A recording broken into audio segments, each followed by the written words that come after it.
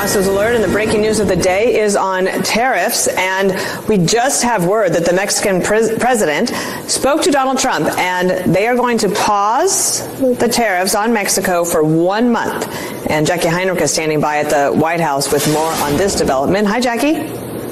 Good morning, Dana. Yeah, that was pretty short-lived. The president spoke with Mexican President Claudia Sheinbaum, the two sides agreeing to pump the brakes on the tariffs and then retaliatory tariffs that Mexico promised for the period of a month while they work out the terms of an agreement. The Mexican president just posted some of the details. Mexico is going to immediately send 10,000 members of the National Guard to prevent drug trafficking from Mexico to the United States, particularly fentanyl.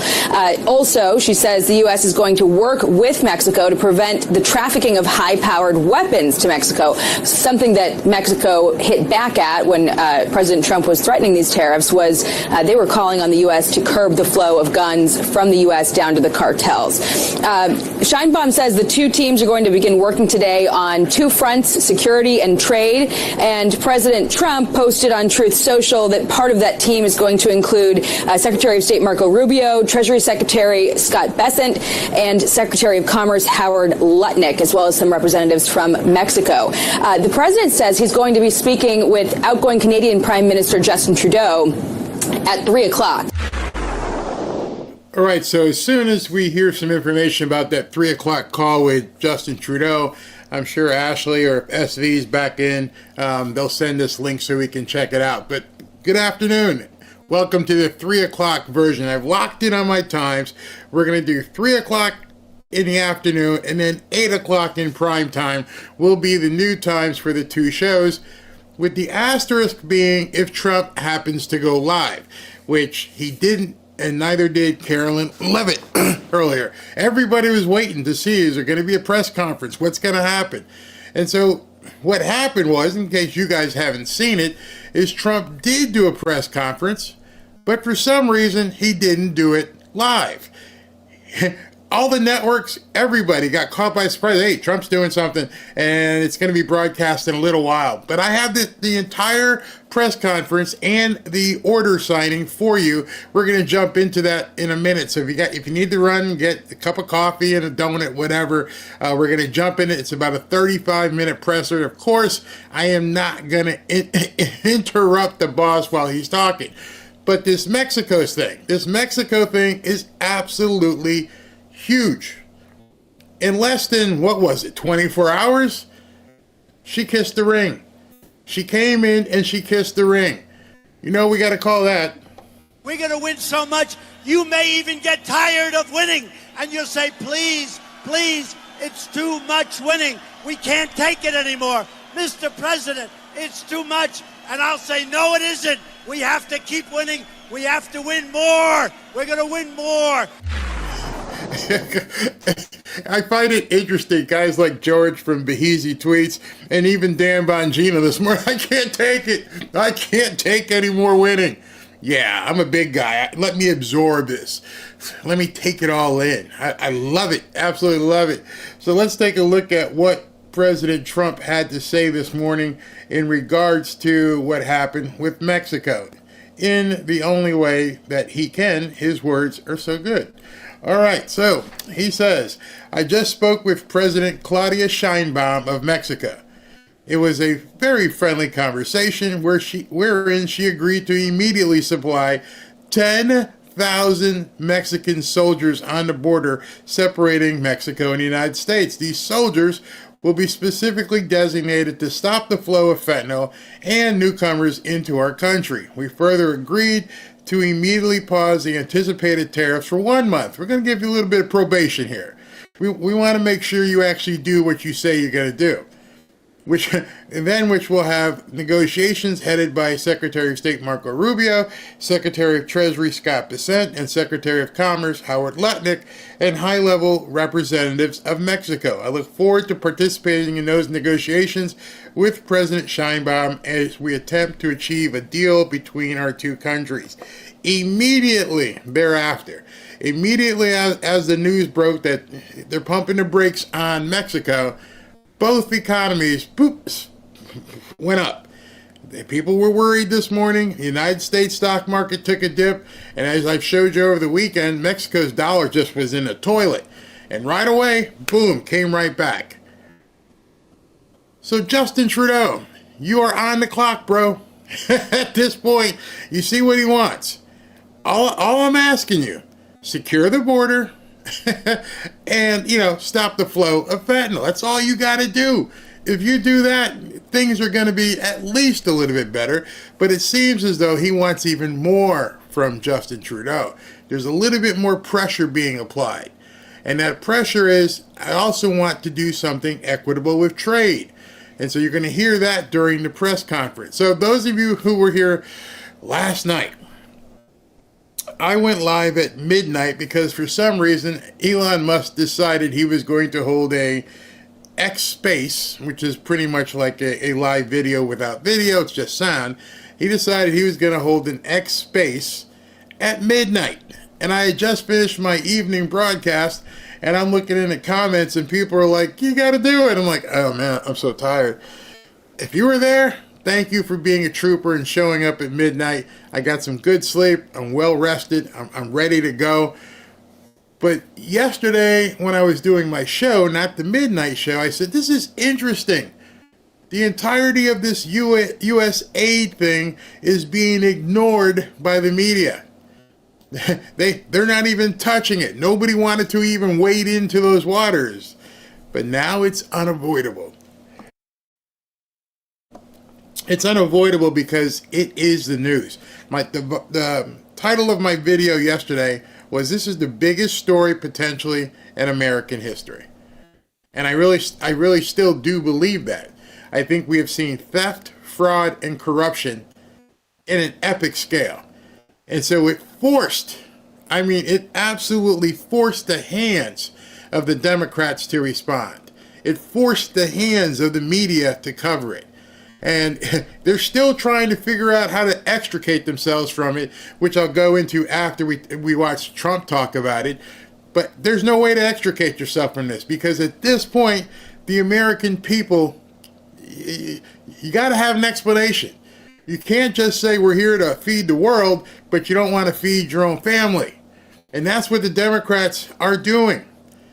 It's absolutely insane. Let me see if I can find this tweet. Because things go in my mind, and then after they go in my mind, then I'm like, yeah, I should show that to people. They should actually see this, because it's amazing. The New York Times basically came out this morning and said, in no uncertain terms, the Democrats are dead. And I think you guys have been hearing me say that for quite some time. The Democrats are dead. So now I want to show you what the New York Times said, because this is a very, very interesting tweet, and you guys will probably agree. Let me get to it. Okay, here it is right here. 6 hours ago. The New York Times just now realizes this. Maybe they should watch my show. Oops, what happened there? Did I go backwards? Okay, there it is. Democrats, we have no coherent message. Democrats struggle to oppose Trump. More than 50 interviews with Democrat leaders reveal the party struggling to decide what it believes in, what issues to prioritize, and how to confront an aggressive right-wing administration. And it tells you in that one headline image, they don't know what to do. There is no combating it, because it's not a right-wing message. You see, that's where they're missing it. By saying that, what issues to prioritize and how to confront an aggressive right-wing administration means you still don't get it. The Democrats don't get it. The media doesn't get it. It's not right-wing. This is common sense. And that's the problem they're having this morning. Because normal people, I'm not talking about the blue-haired, nose-ringing, ear-ringing, bone-in-the-cheek people, not them. Not the ones who don't know whether they squat or stand to pee. Not talking about them. I'm talking about regular, everyday Democrats who aren't nuts, are seeing what happened with this USAID thing and going, you did what? You said how much? And there's no combating it. It's black and white. It's now out there for people to see, and they're not liking it whatsoever because there is no message to counteract the truth. You see, you can obfuscate, you can lie, you can gaslight, but you cannot eliminate truth. And if people seek out truth, they're going to see you've been stealing from us for quite some time. And there's a lot of hard-working Democrat people out there. And these hard-working Democrats feel the same way about taxes. And now they're finding out how much? And so there's no counter messaging. They can't possibly counteract the truth. And people are, quote, now they're actually awake, not woke, they're awake. And they're seeing this stuff. And it is the very definition of the Streisand effect, which I've explained here many times. You wanted to hide it. It got out. Now you're trying to say it's not true when we actually can see it. We can sniff it. You can't, there's no other way around it. And so every message that the Democrats have at this point is falling on deaf ears. In fact, the New York Times in this article actually said they may not be a relevant party for a number of years, which had to have been like a gut punch or a stake in the heart to the Democrat Party. Because normal people have seen what's gone on in the last, I'd say 72 hours, and they're like, I can't believe this, because it was clandestine, it was secret, and now it's just being, what do you call it? The trench coat is being wide open. You're looking like Kanye's girlfriend at the Grammys, if you know what I mean. And you think I do. If you haven't, go look at that. It leaves nothing to the imagination. You cannot explain your way around it. I'm talking about USAID, not her outfit. Her outfit was similar to what happened with USAID. There's nothing to the imagination. I can see every single thing you people have been doing, and it's just getting started. It's just one agency. So we're going to talk about that in a second, but in the interim, let's cover Trump's presser, which was amazing, and also amazing because he didn't do it live, but let's take a listen. Very exciting news today. We have numerous fronts are being covered. Before we do that, Will give me certain proclamations. We'll sign them, and you'll hear a little bit about them. Will, please? Yes, sir. First, we have for your signature 5 official designations of special envoys. The first is Mr. Steve Witkoff, who's actually in the room, to be your Middle East envoy.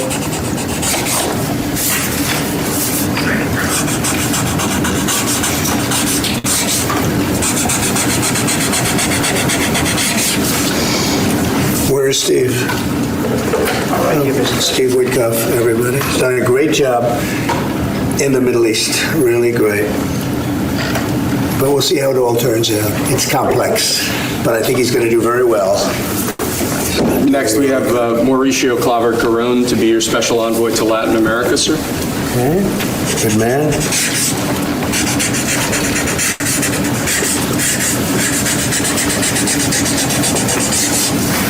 Okay. Thank you, sir. Next, we have retired General Keith Kellogg to be your special envoy on Russian-Ukraine issues. We've made a lot of progress on Russia, Ukraine. We'll see what happens, but a lot of progress has been made. We've got to stop that ridiculous war.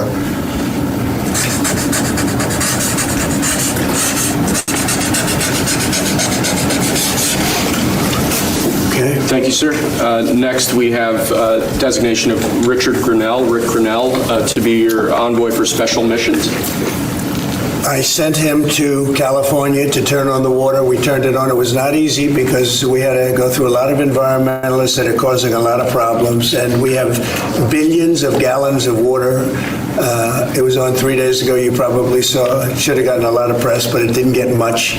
All we're doing is giving Los Angeles and the entire state of California virtually unlimited water, which they could have done 5 years ago, which I told them they should do, but the environmentalists stopped them, and we opened it, and we did it regardless of the state. and now the state seems to be very happy. I spoke with Gavin Newsom, and he's very happy. I almost called him by the other name, my little nickname for him. But I think they're all happy. They have a lot of water in California. Too bad we didn't have it about 2 months ago, right? Mr. President. That was, by the way, that was a big move. We have, I don't know if you saw the pictures that were released of the water pouring down from the Pacific Northwest in Canada and lots of other places. And it's a pretty amazing sight. Mr. President, Rick Brunel had a big Friday trip as well. He had a very big Friday trip. You're right. We'll talk about that. He's a good man, Rick. Lastly, sir, we have a designation of Mark Burnett as your special envoy to the United Kingdom.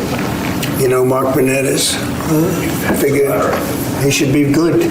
He's certainly done a great job. A friend of mine and very talented guy. We have very talented people working for us. I'll hold that one up because Mark gets so much television. We'll hold it up, right? He'll be thrilled to see it. He's going to do a good job. Thank you, sir.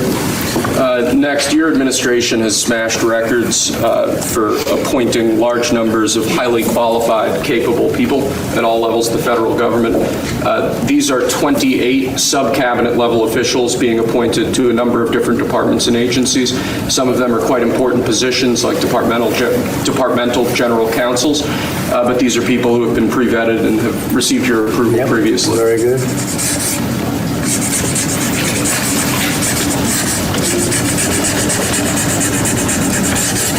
Okay. Thank you, sir. Next, this is an executive order. This charges your Secretary of the Treasury, Scott Bessent, and your Secretary of Commerce, Howard Lutnick, to begin a process that will hopefully result in the creation of an American sovereign wealth fund. It's a very exciting event. We're going to have a sovereign wealth fund, which we've never had.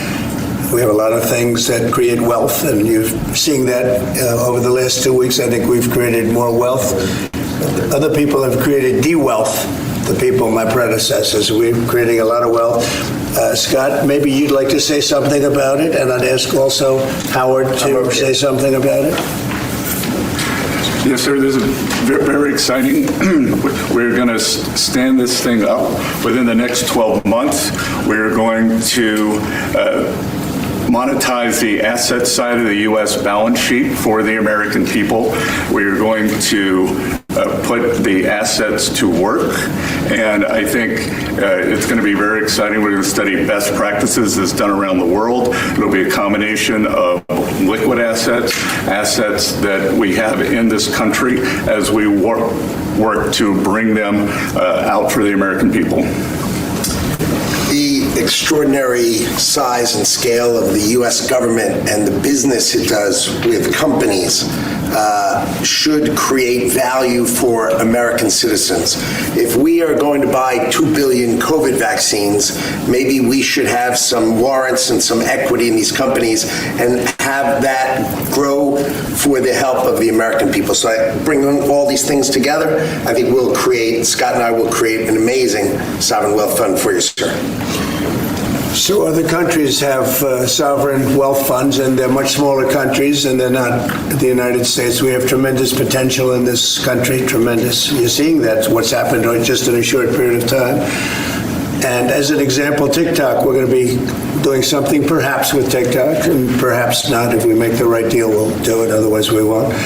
But I have the right to do that, and we might put that in the sovereign wealth fund, whatever we make, or if we do a partnership with very wealthy people, a lot of options, but we could put that as an example in the fund, and we have a lot of other things that we could put in the fund, and I think in a short period of time we'd have one of the biggest funds, and some of them are pretty large, I must tell you. Some of like the Saudi Arabia fund is on the large side, but eventually we'll catch it. But we're going to create a lot of wealth for the fund, and I think it's about time that this country had a sovereign wealth fund, and these two gentlemen and some others are going to work with them very closely, and they'll be heading it up, and they're going to do a great job. Two highly respected people that have done unbelievably well in the world, in the real world. So that's a big deal, huh? Yes, sir. I think it's going to create value and be of great strategic importance. Mr. President, why is it important for Elon Musk to have access to the payment systems at Treasury? Well, he's got access only to letting people go that he thinks are no good if we agree with him, and it's only if we agree with him. He's a very talented guy from the standpoint of management and costs, and we put him in charge of seeing what he can do with certain groups and certain numbers. Some of the numbers are horrible, what he's found. $100 million on condoms to Hamas, and many other things that are frankly even more ridiculous. And they're finding tremendous waste, really waste more than anything else, I think you could say. Probably fraud and abuse can be added to it, the more standard waste, fraud, and abuse. But they're finding tremendous amounts of really bad things, bad spending. You've been writing about some of it, frankly, and some of the things that they've been doing is just terrible. Elon can't do and won't do anything without our approval, and we'll give him the approval where appropriate. Where not appropriate, we won't. But he reports in, and it's something that he feels very strongly about, and I'm impressed because he's running, obviously, a big company. It has nothing to do, if there's a conflict, that we won't let him get near it. But he does have a good natural instinct. He's got a team of very talented people. We're trying to shrink government, and he can probably shrink it as well as anybody else, if not better. Where we think there's a conflict or there's a problem, we won't let him go near it. But he has some very good ideas, and we have a lot of very other talented people also. We're bringing in the most talented people in the world. By the way, we just unrelated, but we have two of the most talented people in the world, the legendary Rupert Murdoch and Larry Ellison. So they are two legends in business, publishing, and probably every other. Rupert is Larry pretty much in a class by himself, right? I mean, although he may have a couple of bucks more, I don't know, but Rupert is in a class by himself. He's an amazing guy, and Larry is Larry. Larry's one of the most serious players anywhere in the world, so it's an honor to have you. This has nothing to do with you people, but they're here, and I thought it would be appropriate. I'm sure you didn't recognize them. They're all going crazy. They say, what are they doing here? Thank you, sir. Mr. President, on the tariffs, is there any chance that Canada or China could also get out of the tariffs after you struck a deal with Mexico? Well, nobody's out with Mexico. We had a great talk with Mexico, and we had President Sheinbaum is a woman. I like her very much. We've had good relationships, but we have to stop fentanyl from coming in, whether I like somebody or not, and we have to stop the illegal aliens from coming in. I think we've lost 200,000 people on average a year for many years, much higher than the 100,000, could be even closer to 300,000. And they've agreed to put in 10,000 soldiers permanently, like forever, 10,000 soldiers at their side of the border and stop fentanyl and illegal aliens from coming into our country. They have a big incentive to do. Other than that, we've agreed to talk and consider various other things. We haven't agreed on tariffs yet, and maybe we will, maybe we won't. But we have a very good relationship. I also spoke with Prime Minister Trudeau of Canada, and we had a good talk in the morning, but I did ask him a couple of questions, like, banks aren't allowed to do business in Canada. Canada is very tough. Canada is very, we're not treated well by Canada, and we have to be treated well. Banks are not, as an example, allowed to, you know that American banks are not allowed to do business in Canada. Can you believe that? And that's one of many things, and we talked about it, and I think we'll win most of the subjects. But for some reason, a lot of things have been very unfair with Canada. I noticed that in the first term. You deal with people, and after a while you begin to realize, like you learn that Larry Ellison's very tough to do business with, okay? He's a very tough guy. I mean, I'm sure you're shocked to hear that. But Canada is very tough. They're very, very tough to do business with. and we can't let them take advantage of the U.S. They don't take our agricultural product for the most part. They don't take our cars. They make cars, but they basically don't take our cars. And, we don't need, and look, I think we're going to have another good conversation today. We're actually speaking at 3 o'clock again. But we don't need them to make our cars. We don't need them to give us lumber. We don't need them for agricultural products because we have all the agriculture we need. They don't take our agricultural product for the most part, our milk and dairy, etc. A little bit they do, but not much. We take theirs. And as far as cars are concerned, they took in a big percentage, almost 19% of the market. And, I wouldn't mind making our cars in the United States, so we have a problem there. I'd like to make our cars in the U.S. We don't need Canada to make our cars. With that being said, we're going to have another call at 3 o'clock. We had a call this morning. It was a pretty good call, I'd say. So the call with Mexico went very well in the sense that they're very strong now on the border. They're going to put soldiers there. So, actually, they're best military soldiers, and they're going to be at the border, 10,000. That's a lot of soldiers. And they want to protect it also. They don't want people running through Mexico, coming through Mexico to come into our country. So they're going to do that. And then we're going to talk about other things over the next 30 days, we're going to have Scott, Howard, and Marco Rubio, Secretary of State, lead the delegation, and we're going to have a big negotiation with Mexico. I'll be involved too, and President Sheinbaum will be involved to see whether or not we can work something out on the tariffs. What about China? China will be speaking to China probably over the next 24 hours. On fentanyl in China, President Trump. We don't want fentanyl coming into our country. Now, we had another big thing, speaking of China. China's involved with the Panama Canal. They won't be for long. And that's the way it has to be. Marco just got back, as you know. He's in the process of coming back. I guess he's almost back by now. And he had a very long conversation with the leader of Panama, the respected man, and some others, the entire leadership group. And we're trying to work a deal on the Panama Canal. The Panama Canal was given foolishly years ago it shouldn't have been happened, years ago to Panama, like Jimmy Carter and the group. We lost 38,000 people building the Panama Canal, like one of the great wonders of the world. It's the biggest job we've ever built, the biggest project we've ever built in this country, dollar-wise and every other way. 38,000 people died, Americans, all men, just about, laborers and construction people. They went to Panama. The mosquito got them. Between mosquito and snakes, we lost 38,000 people. It was the most expensive project ever built by the United States. The biggest, most expensive project we ever built 110 years ago. If you bring it up to now, it would have been the equivalent of $2 trillion.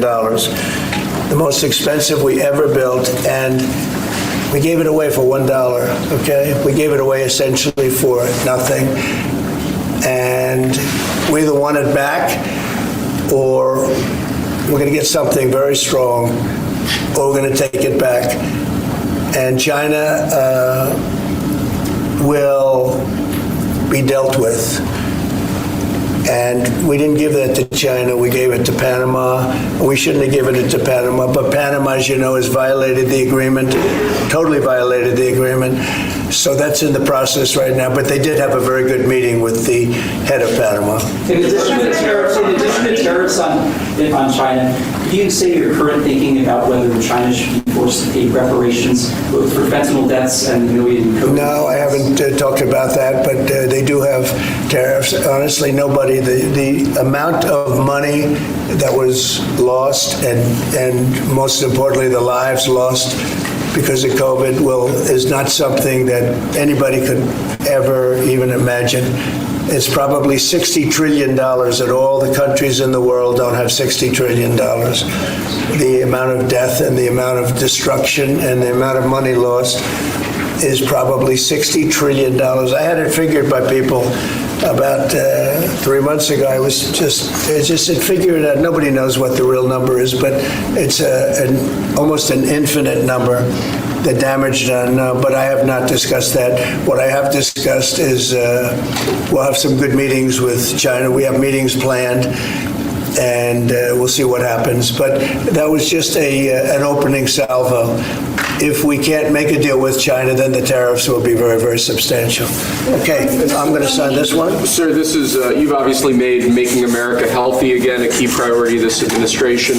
A key component of that is obviously heart health. This is a ceremonial proclamation declaring the month of February to be National Heart Month. Okay. I hear we're doing very well with nominations. We'll see, but it looks like we're doing very well with nominations. Mr. President, have you been involved with calling senators who have some concerns about Tulsi Gabbard? Yes. I did want to break in right there. He said they're declaring February National Heart Month.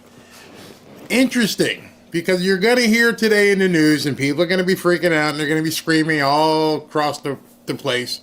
But there's another identity month that happens in February, and I'm thinking the nuts aren't going to be too happy that the president recognized National Heart Month in February. It's going to be interesting. I've gotten great response. They want to do what's right, and we've had a good response. I think we'll do well. We have great people like this. We have great people coming in. I think I'd like to say the best ever recruited for government. I think we have the finest people ever recruited for government. Will it take an act of Congress? And you know what? You're starting to see that, because we've done more in 2 weeks than Biden's done in 5 years, 6 years. They could be here between him and Obama. You add it up, okay? We've done more in 2 weeks than they've done in 12 years. Will it take an act of Congress to do away with USAID, or do you believe you have? I don't know. I don't think so. No, if not when it comes to fraud. If there's fraud, these people are lunatics. And if it comes to fraud, you wouldn't have an act of Congress. And I'm not sure that you would anyway. But we just want to do the right thing.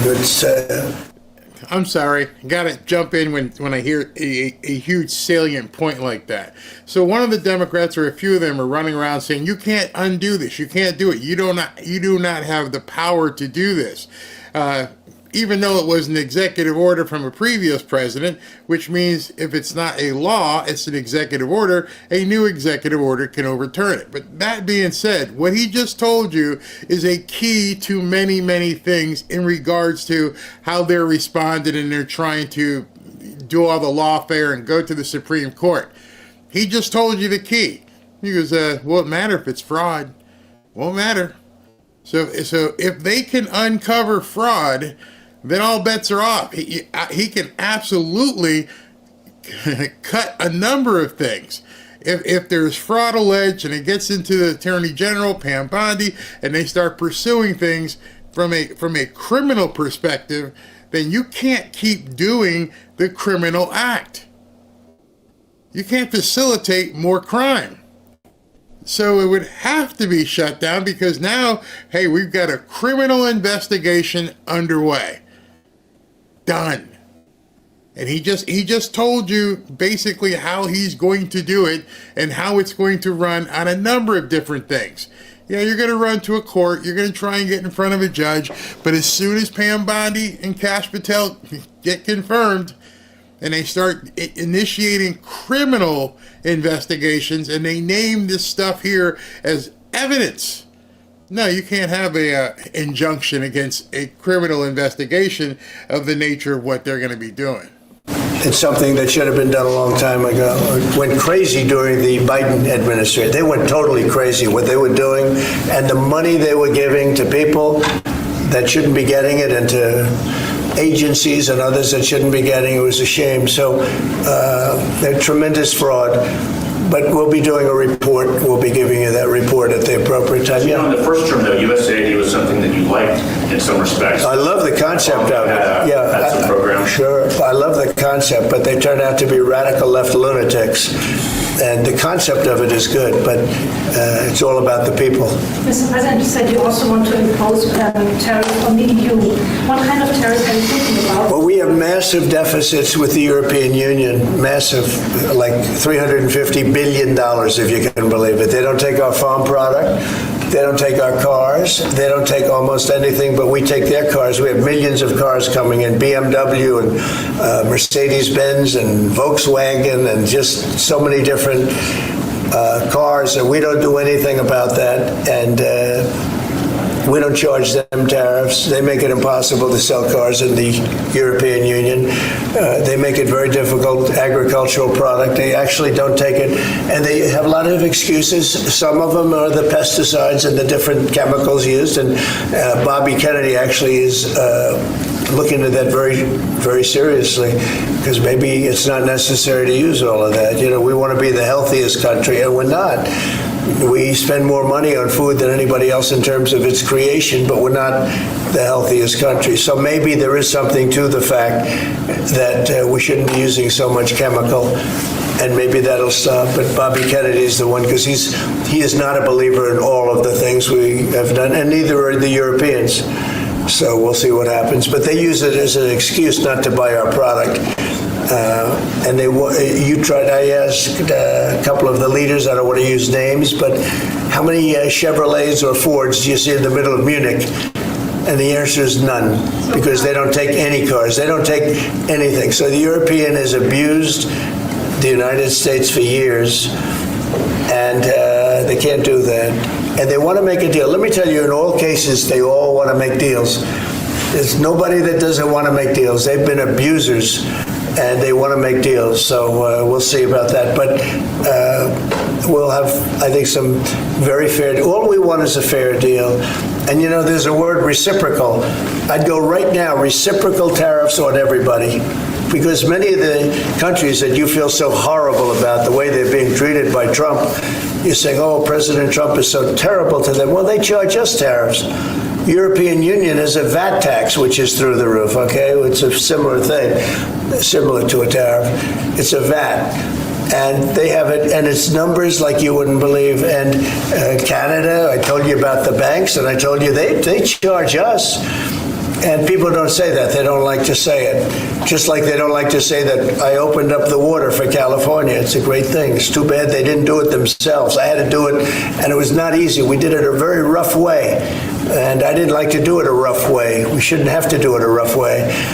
But a lot of these countries that we're talking about, you know, they're so-called allies, but they don't treat us well. And just like I got $420 billion, and now it's actually over $600 billion, the Secretary General of NATO came in 2 weeks ago, and he said it was a miracle when Trump came in, when President Trump came into NATO, he said it was $636 billion by saying to them, no, you have to pay. And if you don't pay, we're not going to be there for you. You know, somebody has to say it, and they paid. And it was a large amount of money. And one of the problems we have with the Russia-Ukraine situation is that we want to see some equalization, because we're in for close to $300 billion, and they're in for $200 billion less. Why are they in for less? Because Biden never asked them for money. He never said, you got to pay. He never did. All he did is hand out money. So we're talking with them right now, and we're actually working some deals right now. So we have some guarantees and some other things to keep that whole situation to go, really going. I mean, going. We're telling Ukraine they have very valuable rare earth. We want what we put up to go in terms of a guarantee. We want a guarantee. We're handing them money hand over fist. We're giving them equipment. European is not keeping up with us. They should equalize. And look, we have an ocean in between. They don't. It's more important for them than it is for us. But they're way below us in terms of money. And they should be paying at least equal. They should really be paying much more than us, but let's say equal to us, and they're billions and billions of dollars below. So we're looking to do a deal with Ukraine where they're going to secure what we're giving them with their rare earth and other things.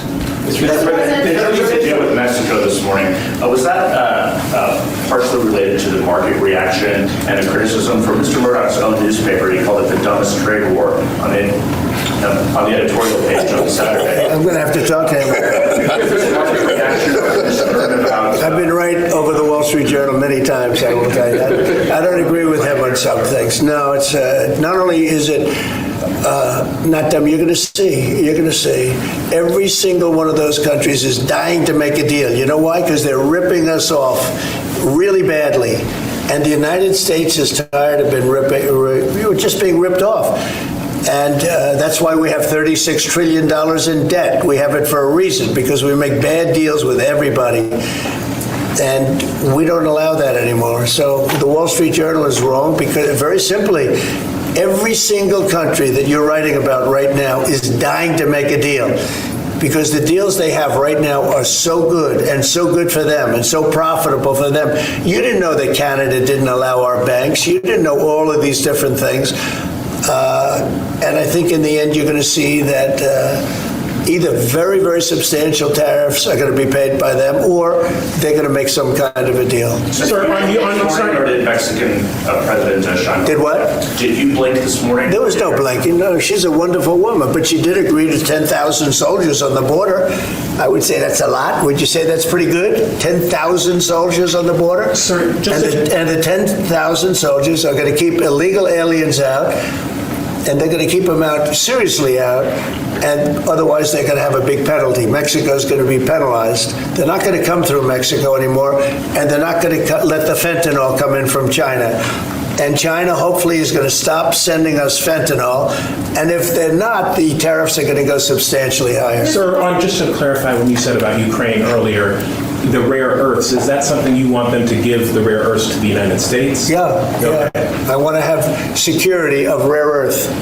We're putting in hundreds of billions of dollars. They have great rare earth, and I want security of the rare earth. And they're willing to do it. Sir, you mentioned earlier that you on Canada, when you talk to Justin Trudeau again, is there anything he can give you at 3 p.m. when you talk again to also I don't know. Pause, I don't know. like you said with Mexico? I don't know. We have big deficits with Canada, like we do with all countries. I mean, I look at some of the deals made, I say, who the hell made these deals are so bad? But with Canada, I have a talk with him, and you maybe know or maybe not. We're going to meet again or talk again at 3 o'clock. Yeah. Right after my next meeting, and we'll see what happens. I can't tell you what's going to happen. You mentioned that he could agree to change your mind on the tariff. Well, we can always, look, what I'd like to see, Canada become our 51st state. We give them protection, military protection. We don't need them to build our cars. I'd rather see Detroit or South Carolina or any one of our, Tennessee, any one of our states build the cars. They could do it very easily. We don't need them for the cars. We don't need them for lumber. We don't need them for anything. We don't need them for energy. We have more energy than they do. We don't need them for energy. So I say, why are we doing this? Why are we willing to lose between $100 billion and $200 billion a year? We don't need them. As a state, it's different. As a state, it's much different. And there are no tariffs. So I'd love to see that, but some people say that would be a long shot. If people wanted to play the game right, it would be 100% certain that they'd become a state. But a lot of people don't like to play the game because they don't have a threshold of pain. And there would be some pain, but not a lot. The pain would be really there. So we're going to meet again by phone at 3 o'clock, and we'll let you know. On Israel, President Trump, you're with Benjamin Netanyahu. Coming in tomorrow. Yes, you've mentioned in the past you're concerned about Israel being too small geographically. Would you support annexation of parts of the West Bank by Israel? Well, I'm not going to talk about that. It certainly is a small. It's a small country in terms of land. See this pen, this wonderful pen? My desk is the Middle East. And this pen, the top of the pen, that's Israel. That's not good, right? You know, that's a pretty big difference. I use that as an analogy. It's pretty accurate, actually. It's a pretty small piece of land. And it's amazing that they've been able to do what they've been able to do when you think about it. There's a lot of good, smart brain power. but it is a very small piece of land, no question about it. Mr. President, you said earlier that Elon Musk is doing everything with your say-so. So is there everything that he has done thus far, going to all the agencies, shutting off access, getting access to federal payments, that all has yours? You're okay with all of that? For the most part, yeah. If we, if there was something that didn't have my okay, I'd let you know about it really fast. And you said there's some areas where you wouldn't let him work because he has conflicts of interest. If there was a no, I haven't seen that, and he would know not to do it. So we haven't had that yet. But if there was a conflict, we would let him work it then. Earlier you said with regard to Panama that they were going to make a deal where the U.S. is going to take it. How long do they have to make that sort of deal, and are you still meeting on the table? We're going to meet with Panama on Friday at about 3:30 in the afternoon by phone, and maybe there'll be some representatives that, here or there. But we're going to be talking to Panama on Friday, essentially. And they've agreed to certain things, but I'm not happy with it. On the Middle East, Mr. President, if I may, do you still have doubts that the ceasefire will hold? On what? On the Middle East, do you think the ceasefire will hold? I have no assurances that it'll hold. I mean, I've seen people brutalized. Nobody's ever seen anything like it. No, I have no guarantees that the peace is going to hold. Steve, you might want to say something about that. Steve Witkoff. It's holding so far. So, and we're certainly hopeful, and that's the president's direction. Get the hostages out and save lives and come to hopefully a peaceful settlement of it all. So far it's holding. Mr. President, on a different topic, questionnaires have been going out to FBI agents across the country who were involved potentially in the investigation. Do you believe anyone involved at any level should be fired, sir? Well, I think the FBI was a very corrupt institution, and I'm a victim of it in a true sense. I was able to beat it, but other people have been treated horribly. I think the FBI had a great reputation. I think its reputation was really damaged badly, as is DOJ. Look at what they've done in terms of weaponization. Look at what they've done to a political opponent. Probably got me elected by what they did. Or I think I was doing well anyway, but they might have got me elected. But you know what? We have to have pristine, beautiful, perfect law enforcement. And what we want to do, and Cash is the one to do it. He's the one guy that is going to do it. We have to bring the reputation of the FBI. We have to bring the fact of the FBI back to what it could be. Not even to what it was, even better than it ever was. Because who would have thought that the FBI could have been corrupted like they were corrupted? Who would have thought that would have happened? Who would have thought they would have been used to go after, political opponents, essentially, but me being the number one, and so many other things beyond that. And they've been hurt very badly, and we'll see what happens. But Cash is the one to do it, and I hear he's doing very well. Cash will straighten it out. We have great confidence that we can make the FBI great again. Okay, one or two more and we'll be done. Tulsi Gabbard's nomination is... Say it? Tulsi Gabbard. Yeah, I think Tulsi's going to be doing okay. I'm not sure. I can't guarantee anything, but she's liked by so many people, especially people in the military and law enforcement. She has a little bit of trouble with some senators over her thoughts on Edward Snowden. I know Snowden, you've mentioned in the past you're thinking about pardoning him. Are you still, and what do you think about that? No, I don't talk to him about it right now. I just, people feel very differently. Some people think he should be pardoned, and some people think it would be a terrible thing to do, but I don't get involved in that. Mr. President, what are you discussing with Mr. Murdoch and Mr. Ellison? Just respect. I have great respect for Rupert Murdoch. I disagree with him a lot of times with the Wall Street Journal, but that's all right. We've disagreed before, and I'm sure they didn't have any idea what they were talking about, because already you see what's happening. Look at Colombia.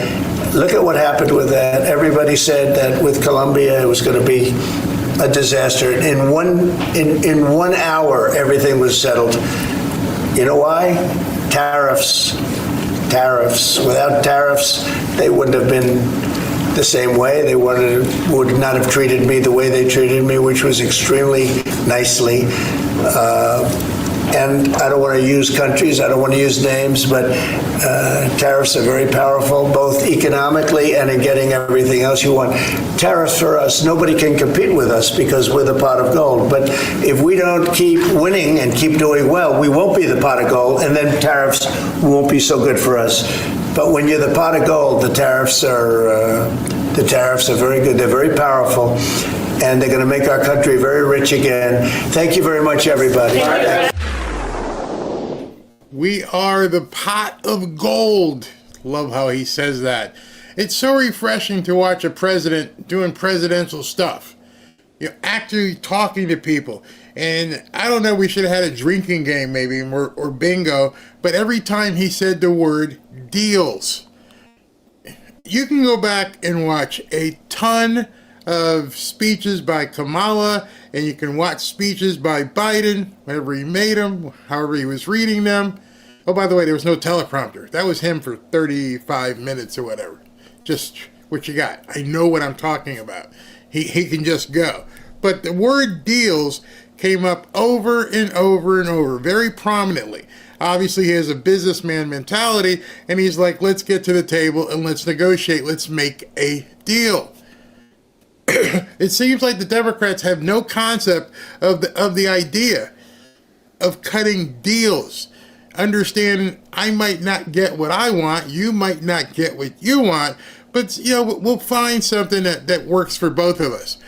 Understanding I'm sitting here in this place called America, and I don't know what the turn card is, which is a poker term, but I'm sitting on, basically a pair of queens right here. And I'm looking at the board, and there's a queen up there, so I'm golden right now. I'm sitting with something you don't have. And that's how you go into the negotiation going, you need me. You have to make a deal with me. We are America. We are stronger than you. We are bigger than you. I didn't say better. I said stronger, bigger. Our economy is much larger. So if you want some of this, you're going to have to give me something. So he mentioned, and I wrote it down because I saw a number of comments like, what is he talking about? Rare earth. We talking about the ban? No. He's talking about what's under the ground in Ukraine.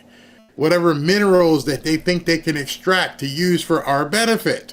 Hey, listen, we gave you $100 billion, even though you say you can't find it. We'll deal with that later. But we need something coming back this way. See, it's been all outflow.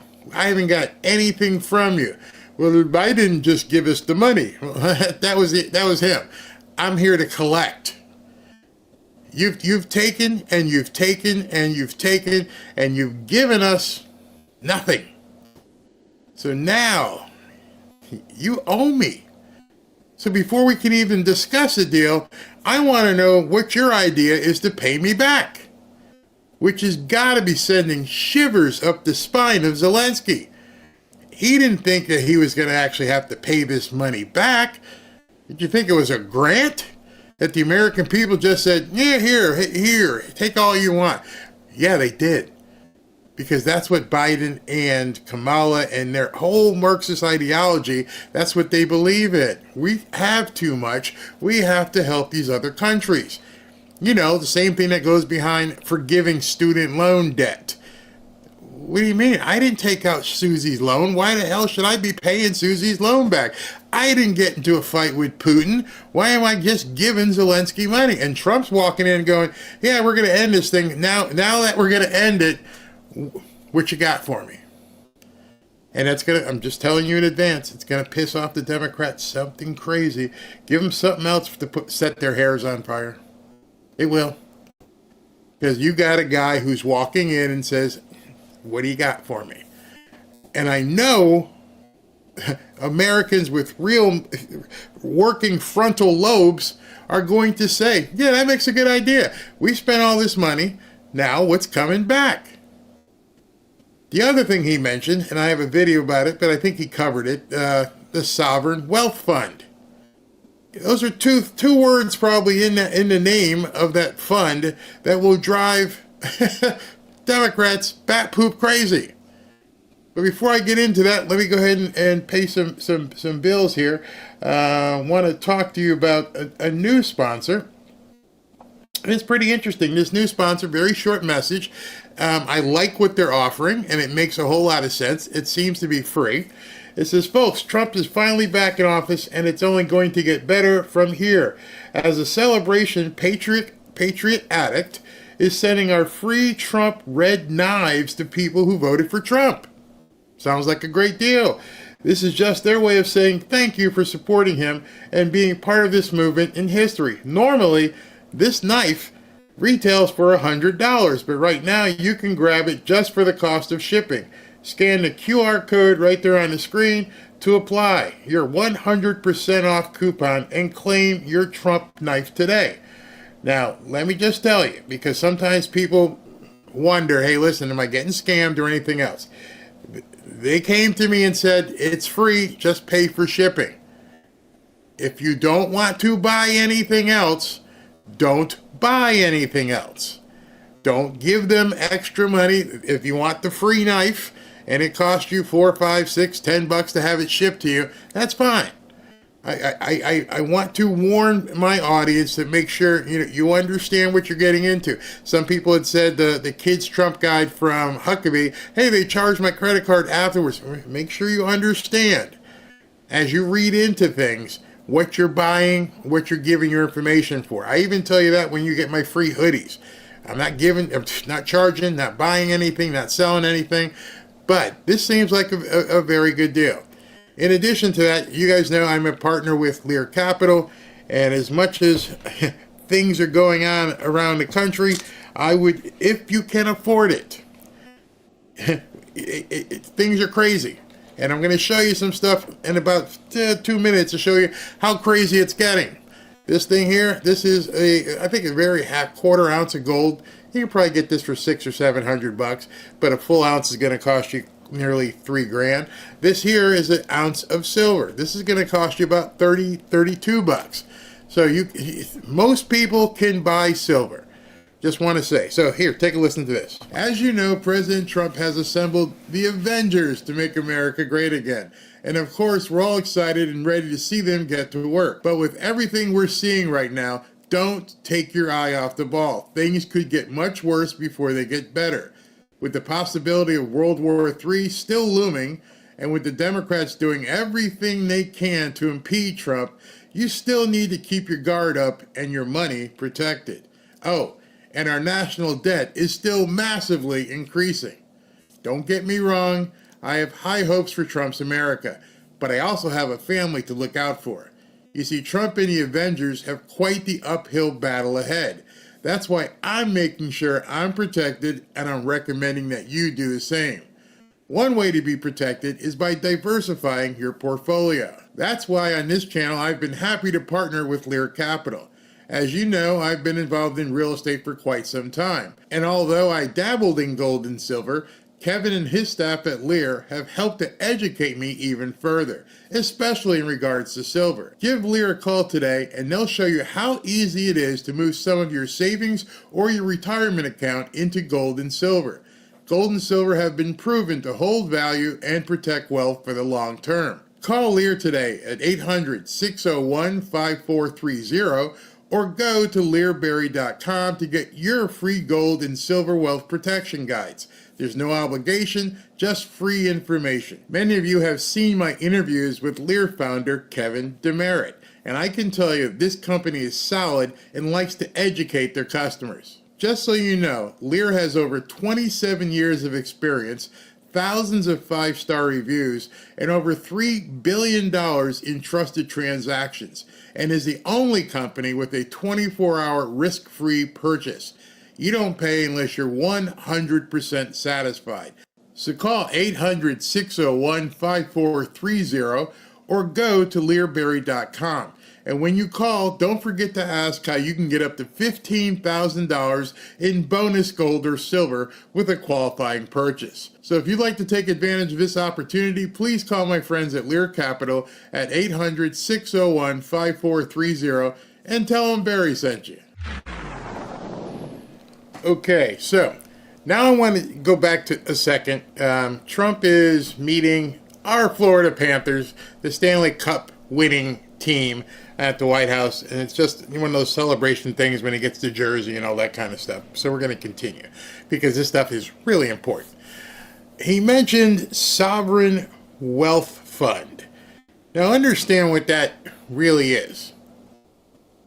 The Democrats like to say things like, we increased revenue when there's absolutely no chance for a government to increase revenue. All that means is we're going to collect more of your taxes. The more of your taxes that we can bring in, whether it be corporately or individual, that's more we can spend, and that's what they consider revenue. They hate saying income taxes, but it is. That's exactly what it is. Revenue doesn't exist in the federal government. Except now, that's what Trump wants to do. He put together two words. Two words in the name of this fund that probably makes Democrats' skin crawl. Sovereign and wealth. You see, they don't want anything to do with a wealth-creating vehicle that is sovereign, meaning it's ours. It's the United States. This is it. It's not for Canada or Mexico or Ecuador or insert company name. Sovereign. It's our money. And it's wealth. It's actually creating revenue. And so what Trump is proposing is that the government can partner with certain entities, certain assets, and actually generate money from, the sale, the partnership, just like any business would. And what he will do is limit risk so that it's basically a guaranteed upside for the most part. A sovereign wealth fund. Then we can use it, he can use it, people can use it. Even Democrats in the future could use it, which they'll spend the hell out of it because they don't want to do anything that's going to help people get away from the bondage of taxes. You see, I firmly believe that Trump is looking at every opportunity to drive money for the country. Tariffs, sovereign wealth fund, because once he gets to a point and says, okay, we've got this much in tariffs, we got this much in the sovereign wealth fund, we've got all these different things that we have of America, the rare earths coming back from Ukraine. I don't need all these taxes from hardworking Americans. That's where we're going with this. You just can't come out and say, we're just going to do away with income tax. Don't pay any income tax on April 15th. Don't worry about it. Can't do it. It would be fiscal and financial suicide. So what you have to do, just like anybody else in your house, you're like, I like to buy a car. I need extra money. Well, I'm going to go drive an Uber for a while. Or I'm going to go wash dishes in a restaurant. Or I'm going to buy a lawnmower and cut lawns. Whatever you're going to do to generate some extra money for your family, your own sovereign wealth fund. And now you're bringing in an extra $400 or $500 or $1,000 a month. And you're like, hey, honey, I can afford that $200 or $300 a month car payment. And this money is still going to be coming in because I'm not going to end it. So now we're going to have $1,000 MRR. Just to let you guys know what that means if you start seeing that term, monthly recurring revenue, MRR. So if the government can get to a point that they have MRR that they consistently can look at and say, we're bringing in $1 trillion, whatever number, MRR, monthly recurring revenue, just like in your house. If you had a gig or something aside from your job and you were bringing in an extra $1,000 a month, monthly recurring revenue, meaning it happens every month, well, what would that do for your livelihood? What would that do for your family if you had an extra $1,000 a month of revenue, recurring, monthly? It would be sovereign because it's yours. It's you and your family's money. It's yours, and it's building wealth for you to do other things. Hey, honey, what? Why do you say we go take a trip to, I don't know, Wyoming and look at wherever, I don't even know where, Montana? Wherever the, what do you call it? The monument with the presidents on it. Or let's go fishing up in Maine. Go get some lobsters. Whatever you want to do. Okay, that's going to cost X much. We can afford it because we have monthly recurring revenue. It's not coming out of our pocket. So that's what Trump is, in my mind, is trying to do, is trying to get to a point where he's got the ability to say, we don't need this much from John Smith anymore because we're doing all these different things. And he's doing it so quickly, the Democrats can't figure out which one to scream at. They're absolutely losing their minds because if I can see it, they can see it. And so if Elon is going in and slash, that basically reduces the obligation that this country has. He doesn't have to spend as much. I'm like, what? $100 million for condoms for Gaza? Yeah, you can ixnay that, and you can ixnay this one and everything else, in addition to raising revenue. So understand, if your expenses lower, but your revenue increases, then your sovereign wealth becomes even more. It amplifies. Hey, wow. Hey, landlord said he's going to take off $500 a month off our rent, but I'm still making $1,000 extra per month in MRR. So now I'm actually up $1,500. You see how this works? And I'm trying to use really small numbers and a very simple analogy. But that's what they're freaking out about. And they know specifically when the American people taste this, it's going to taste really flipping good. The American people getting a bite of this will never go back to that other craziness. And so it seems at this point that they're going to make this the hill to die on because it destroys their party completely. They live on big government, and not realizing now Trump's going to try and help us make our own money and use our own assets to actually drive revenue, and he's cutting costs simultaneously. Yeah, sign me up for that. Who doesn't want that? Who doesn't want your tax burden to get lower? What if, I don't know, it's only February 3rd. What if next month, March 15th, he goes, you know what? Whatever your tax base is, just lower it to, lower it 3 or 4%. I mean, whatever they can do, and just start it going down. No tax for tips, no tax for overtime, no tax on Social Security. And these things start happening. While at the same time, groceries and it would end the Democrat Party. Because all they can talk about is sending money all over the place. So I'm going to show you some things and show you these people are freaking out and sounding really insurrection-y to me. I mean, these are the same people. You can't storm things, right? Because if you storm things, that's really insurrection-y. But unfortunately for y'all, you're messing with the wrong dude. So this popped up, by the way, when he decided he was going to cut that USAID and do away with them, he put it, as we heard yesterday, he was going to put it under the auspices of the State Department and have Marco Rubio take care of it. This is Marco Rubio talking about just that. Well, look, I mean, my frustration with USAID goes back to my time in Congress. It's a completely unresponsive agency. It's supposed to respond to policy directives of the State Department, and it refuses to do so.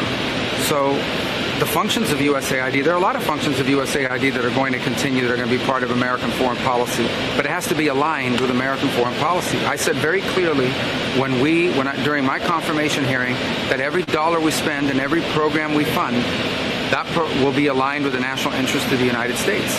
And USAID has a history of sort of ignoring that and deciding that they're somehow a global charity separate from the national interest. These are taxpayer dollars. And so I'm very troubled by these reports that they've been unwilling to cooperate with people who are asking simple questions about what does this program do, who gets the money, who are our contractors, who's funded, and that sort of level of insubordination makes it impossible to... Now, if you were here last night at midnight, thank you, you heard Senator, let me just say that again, Senator Joni Ernst, And Senator Joni Ernst said she started writing letters and saying, I need to know where this money goes. Get me what the heck's going on with this USAID stuff. And she said they sent thugs to threaten her. Not only are we not going to tell you, but we're going to threaten you. And she said that last night while it was Vivek. By the way, all this crap about Vivek and Elon having a falling out, if you heard last night, you realize that's BS too. These people in the media absolutely are just liars. You heard, I mean, those of you who are here, and you can tell other people, they were talking fine like just two buddies. But in any event, Joni Ernst was trying to get to the bottom of this stuff, and she got threatened. Conduct a sort of mature and serious review that I think foreign aid writ large should have. We're spending taxpayer money here. These are not donor dollars. These are taxpayer dollars. And we owe the American people the assurances that every dollar we are spending abroad is being spent on something that furthers our national interest. And so far, a lot of the people that work at USAID have just simply refused to cooperate. Are you currently in charge of USAID? Or are you I'm the acting director of USAID. I've delegated that authority to someone, but I stay in touch with him. And again, our goal was to go in and align our foreign aid to the national interest. But if you go to mission after mission and embassy after embassy around the world, you will often find that in many cases, USAID is involved in programs that run counter to what we're trying to do in our national strategy with that country or with that region. That cannot continue. USAID is not an independent, non-governmental entity. It is an entity that spends taxpayer dollars, and it needs to spend it, as the statute says, in alignment with the policy directives that they get from the Secretary of State, the National Security Council, and the President. And it's been 20 or 30 years where people have tried to reform it, and it refuses to reform. It refuses to cooperate. When we were in Congress, we couldn't even get answers to basic questions about programs. That will not. That just drives me crazy. Just imagine what we've been going through as a country is that these people have been spending your money on anything they want at any time, anywhere in the world, and they won't even answer any questions. And so as a senator, Marco Rubio just said he's been trying to find out, and nobody wanted to give him any answers. It took Trump winning to put Elon Musk and DOGE in there to get them to start digging into all these tentacles to find out what exactly are you people doing. They've had the keys to the candy store for decades, spending just imagine that. How much money over decades these people have spent, you have no idea. And congressmen who have come and gone and died and moved on have said, what are you doing? Shut up. It's none of your business. And now you run up against somebody who just is like, you're going to tell me. And you're going to tell this guy Elon Musk, and you're going to tell this guy Vivek Ramaswamy, and if you don't, here's what's going to happen. And they probably never thought, it was never a thought in their mind that it would get shut down. Continue. That's not going to continue. Elon Musk was called a terrorist organization. Do you believe that? I've articulated to you my challenges with it, and they go back to my time in Congress. Okay, we would ask them questions. Who does this program fund? Who gets the money? We won't tell you. We don't need to tell you. We're apolitical. Well, American foreign policy isn't apolitical. American foreign policy is to further the interest of the United States. If someone wants to spend apolitical dollars, they should spend private dollars, go start a charity, and you can fund anyone you want. But if you're going to spend taxpayer money, then you need to spend it in furtherance of the national interest of the United States. That's exactly what I said at my confirmation hearing. And this is not my frustration. This frustration has existed now for almost a quarter century, and multiple administrations that have gone through this challenge. It's going to stop and it's going to end. Can you tell us a little bit about the canal? Okay, so he mentioned 25 years it's been going on. And so whoever's working with Trump, whether it's Scott Bessent, Howard Lutnick, or Trump himself, whoever came up with this idea, notice what Marco said. Every single person from 25 years has been saying, where's the money being spent? What is it for? And they're told, get bent. We're not going to tell you. Hey, man, I need to. No, shut up. You can't have it. And so everybody that Marco has been describing, and this is where it gets really good, they've been on the post-spend side of investigations. Trump or someone in his orbit said, the way we can do this, and the reason why these people made no headway is because they couldn't prove, they couldn't allege anything, because we're not showing them. So if you don't know where the money's going, and you don't know how much has been spent or where it's come from, it's very hard for you to generate any sort of investigation into it because you don't have the ability to fight it. And you're not going to get a consensus of people who want to, hey, I don't know, hey, they're tell us no, whatever. Let's just keep going. So what Trump did was, I know they're going to fight me legally if I try to stop it on the front end, meaning the front end meaning where's it going and this kind of stuff. So here's what I'm going to do. I'm going to find out who's spending it. And that's where this thing fell apart. That's where the whole thing crumbled, because in 25 years, as Marco has been saying it, one of the things that nobody in government, Republican or Democrat, said, who's in charge of writing the checks? Forget where they're sending it. Where's the office that's hitting the send button? Let's find out where that office is and who these people are and take that out. Now, once you find out who, it's Fred, and it's Fred and Willie the Nigerian, and what kind of contracts do they have? Can we do anything with them? No, we can just tell them, get bent. See, they're not elected officials. We're not launching an investigation. We're just getting rid of you. And then once I get rid of you, now I've got the keys to the car. I can check the mileage. I can see wherever you went. I'm looking at the GPS, and that's why they're freaking out, because Trump went this way. And they never, obviously, in 25, 30, 40 years, no one ever thought to approach it from that perspective. It's genius. Find the people spending the money, get rid of them, and you're basically walking in and looking at their Quicken board. And I'm sure it's a lot better big stuff than Quicken, but you get my drift. You show up one day after you just told Willie the Nigerian to get lost, and you got the computer and like, well, what's this button do? Oh, what's this? And now you see it all. They went through all kinds of machinations to try and find out, and Trump just goes, why don't we find out who it was that wrote the checks? Who sent the wire transfers? Get rid of them, sit at their computer. We don't even need an investigation. We got rid of them, locked them all out of the building, don't let them have any access to anything remotely, and now we're sitting at the computer. This is the crime scene. I got it all. Elon, can anybody else get into this computer? Just us. So we can see everything on this computer, we can now see. How come nobody else thought of that? And so now as this stuff is coming out, people are absolutely wigging. So this is a video. I'm not sure of the sound. I may have to cut it because it's raw. It came right off of X, and I didn't have a chance to put it in my editing software because I'm live. So hopefully we can hear it. But this is Caroline Leavitt, who walked out and started talking to the press, and I'll see what I can do with the audio if it's light. And here's the reason why Elon Musk and others have been taking a look. Because if you look at the waste and abuse that has run through USAID over the past several years, these are some of the insane priorities that organization has been spending money on.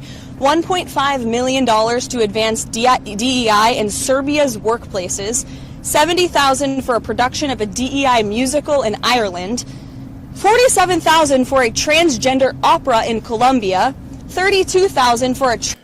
Can y'all hear that at all, or is it way too low? Is it too low? Let me know. If you want me to keep playing it, let me know, because I can't tell on my headset if that was too low for you guys to hear, because audio was good. Okay, let me keep going. Transgender comic book in Peru. I don't know about you, but as an American taxpayer, I don't want my dollars going towards this crap, and I know the American people don't either, and that's exactly what Elon Musk has been tasked by President Trump to do, to get the fraud, waste, and abuse out of our federal government. Thank you, guys. All right, so she shows up with some receipts. Somebody sent her the email. Can you believe this? Can you see what we're seeing here? In case you guys couldn't actually hear her, let me bring up the actual tweet. SV sent it to me. Thank you, SV. And that way you can actually read what she was saying in terms of that document she was holding. So let's look at this thing here, and don't throw up, okay? Because Caroline Leavitt just ripped USAID for wasting taxpayer dollars. $2.5 million to promote DEI in Serbia, which just collapsed. $70,000 for a DEI musical in Ireland. $47,000 for a opera in Colombia with Transformers. $32,000 for a comic book in Peru. Who wrote this, Nick? Why are we paying for this crap?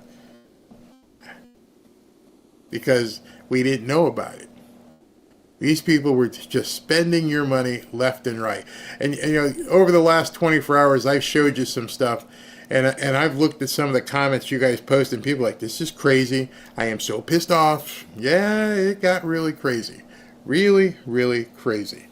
So let me show you some stuff that has since popped up. Because now things are beginning to get a little weird. Very weird. These people are freaking. So Elon had posted this, or reposted it, and said, every corrupt politician is upset about the dismantling of USAID, which tells you everything you need to know. These people are so pissed off and so worried about your money being spent overseas, they can't see the forest from the trees and are absolutely losing it. Absolutely, I mean, on fire, losing it. I love what Mike Cernovich said here.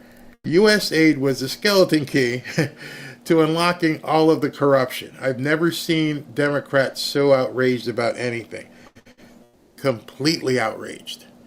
It's like they all got caught with their pants down after swimming in an ice pool. And the world is seeing the little itty bitty itty weenie right now because they can't hide. It's all out there for all of us to see. And so now what they're going to do is they're going to mount their version of a of an insurrection. You are going to see them get to the point where they are now threatening all kinds of stuff. Watch this one. Wait, is this the one? Yeah. All right. Why don't you see this one? As you probably saw, Elon Musk and his crew put a gag order on AID employees. They disconnected them from email, which is putting lives at risk around the world. So we are here to enter the building, and so we can hear firsthand from who. See, this is where the Democrats lose everybody. Even in your protest, you just said your interest was protecting people, quote, all over the world. You don't understand how Americans are looking at this. Americans are like, well, you're an elected official. Why the hell are you worried about everything else happening around the world and how they might not be safe? What about us? Whoever is here at AID, or at least witness firsthand what is happening with this Elon Musk attempted takeover, which will not stand. We will prevail. Let's go.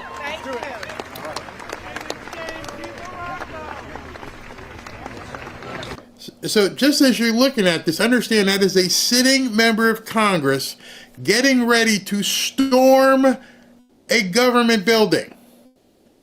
It is January 6th directly by a sitting member of Congress. This isn't any innuendos in a speech or anything else. Hey, we're going to go storm this building. This isn't going to end well.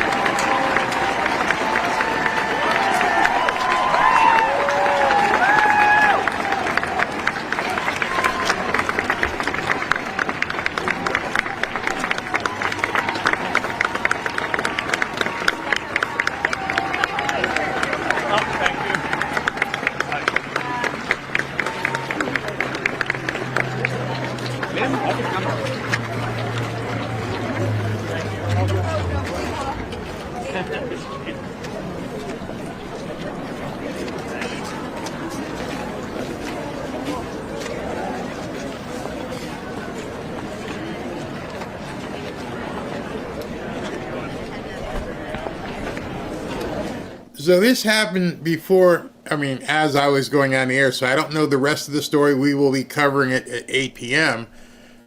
But what are you going to do when you get in there? If you get in there, what are you going to do when you get in there? Are you physically going to accost people? Do you think that Elon doesn't have just an amazing amount of security around him? What is exactly your intention at this point?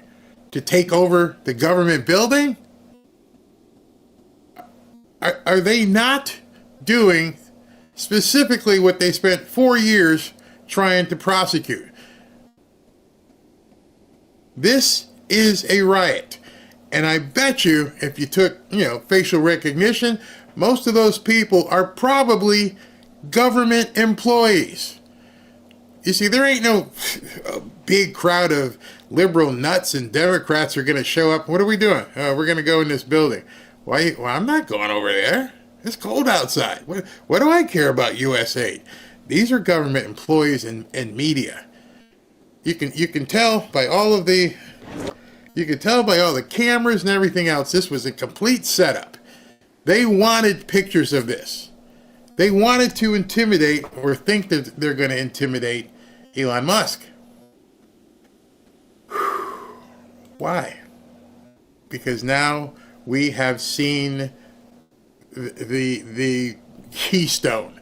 This is obviously it for the Democrats. They have decided at this point they're pushing all in. They got nothing else. All they have left now is to do violence, to go in and try to destroy whatever is there. But it's how stupid you are. You don't think that it's already gone. Elon's already got redundant systems. He knows you people are nuts. He's not trusting anybody. Their databases, he's got the best of the best of the best people working for him. You don't think that they're sitting, you think they're sitting at the same dude's computer, Willie the Nigerian's computer, and go, oh, it's right there, the same. You really think that's what you're going to find in there? Have at it. Sit in this building. We don't care.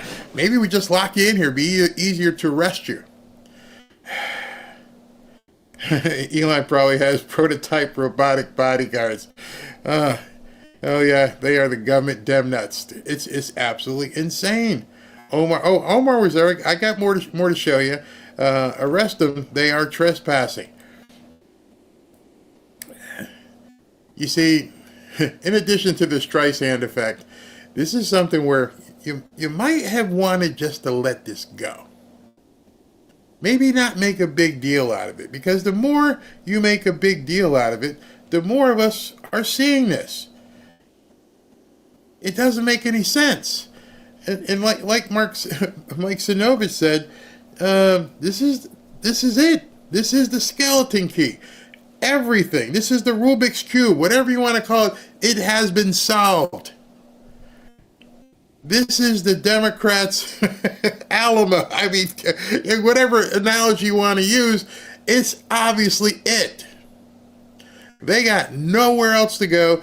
Everything has been exposed, and it's like, oh, SH, you know what?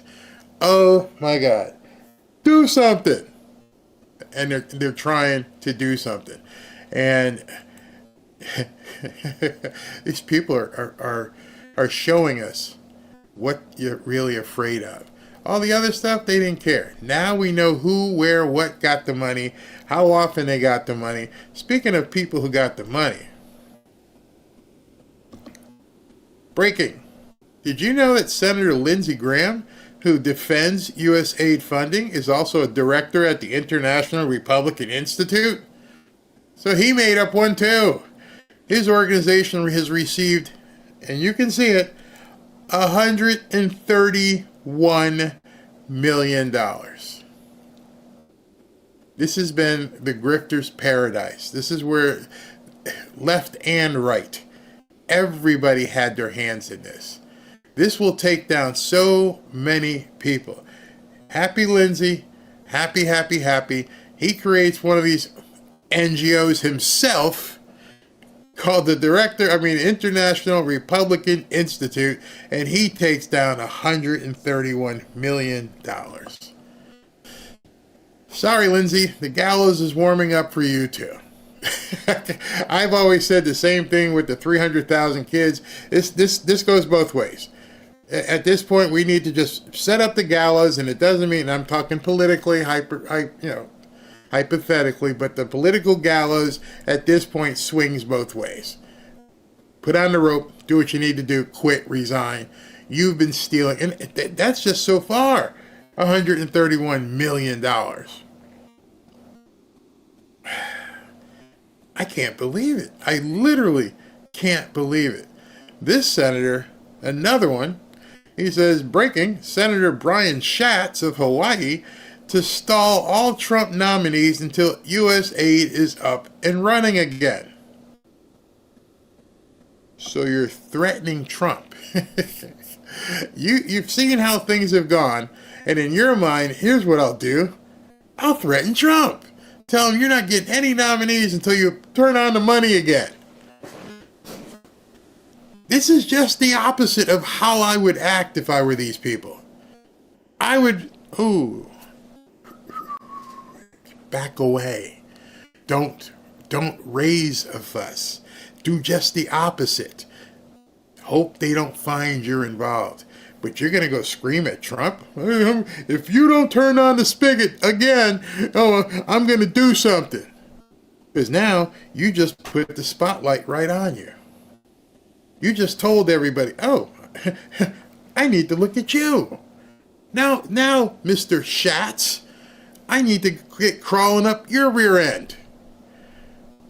You stepped up, not realizing, we're going to turn things around and going to look at you. What are you so worried about? Why is it that you're over in Hawaii and I want to have USA turned back on? Good luck with that, bro. Good luck with that. Holy crap, that dude is stupid. Yep. Now we know the plan. Now we know, not just know the plan, we know what the plan was for years. Why Trump was a threat. Someone had to get at the honeypot. And now the honeypot has been, what do you call it? The hive has been broken. And they're all like, oh my God, we can't do this. We can't let Trump take this down. We got to do everything we can. Let's storm the building. So here's some more of these nuts for you. Thank you, everybody, for being here today. Really, really important. Let me introduce my colleague from the House, Representative Ilhan Omar. Thank you, Senator. It is really, really a sad day in America. We are witnessing a constitutional crisis. We talked about Trump wanting to be a dictator on day one, and here we are. This is what the beginning of dictatorship looks like. When you gut the Constitution and you install yourself as the sole power, that is how dictators are made. What Trump and Elon and all of their cronies are trying to do is take away the constitutional power of Congress. We get to decide. We have the power of the purse. We get to decide where money is allocated, and it's the executive's power to make sure that that money gets to where it needs to get. Point of parliamentary procedure. All the people in Congress that we've heard from said they had no say in this so-called power of the purse. Nobody knew where this money has been going. So are you stepping up to the table and saying you knew? Because nobody else knew. Nobody else knew 100 or 50 million or whatever was going to Gaza for condoms. Did you know? Because that's what she's saying. She's saying that this is so bad because they've taken it out of the power of the purse away from them. It's unconstitutional, except for the fact this isn't even a government agency. All they can sniff it. It's desperation. When we talk about civil servants being let go, what we are talking about is not saving money. It's essentially saying they can get paid while they're home and their work doesn't get done on behalf of the American people. Someone should tell her what the word servant means. It is us, taxpayers, who are being ripped off. That's about the only thing she said that's correct. It is us, taxpayers, who are not getting the resources that we paid into. So I ask the American people, do you want people at home and getting a paycheck and not providing services to you? The answer is no. Do you want the executive making the only decisions in this country, or do you want the elected representatives that you sent to Washington making those policies? You know, I see these comments in the chat. It just drives me crazy. When they're like, I'm muting it, I don't even want to hear from her. We're watching history. This isn't just a couple of Democrats screaming. You are watching history. You are watching the complete demise of the Democrat Party, and you're seeing them squirm and turn into vipers right before your eyes and lie to the American people because they've been caught with their pants down, and you're telling me I don't want to hear it from her? See, the thing is, you need to hear it because you need to call it out. That's the whole reason I show these videos, is because if you don't see it on here or someone else's podcast, more than likely you're not going to hear it in the news. And so you don't have the opportunity to say, hey, Illinois Omar, what are you talking about?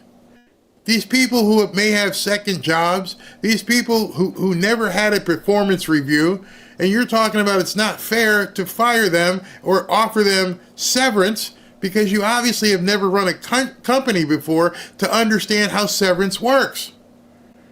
In addition, if you're offered severance, moron, that means you're accepting it out of your own free will. Meaning the person getting the severance for 8 months has said, you know what, I'm done. Give me the money, I'm out. They are accepting it. No one's forcing them to. But again, they won't say it. I am exceptionally upset about USAID. I lived in a refugee camp for 4 years as a child surviving civil war.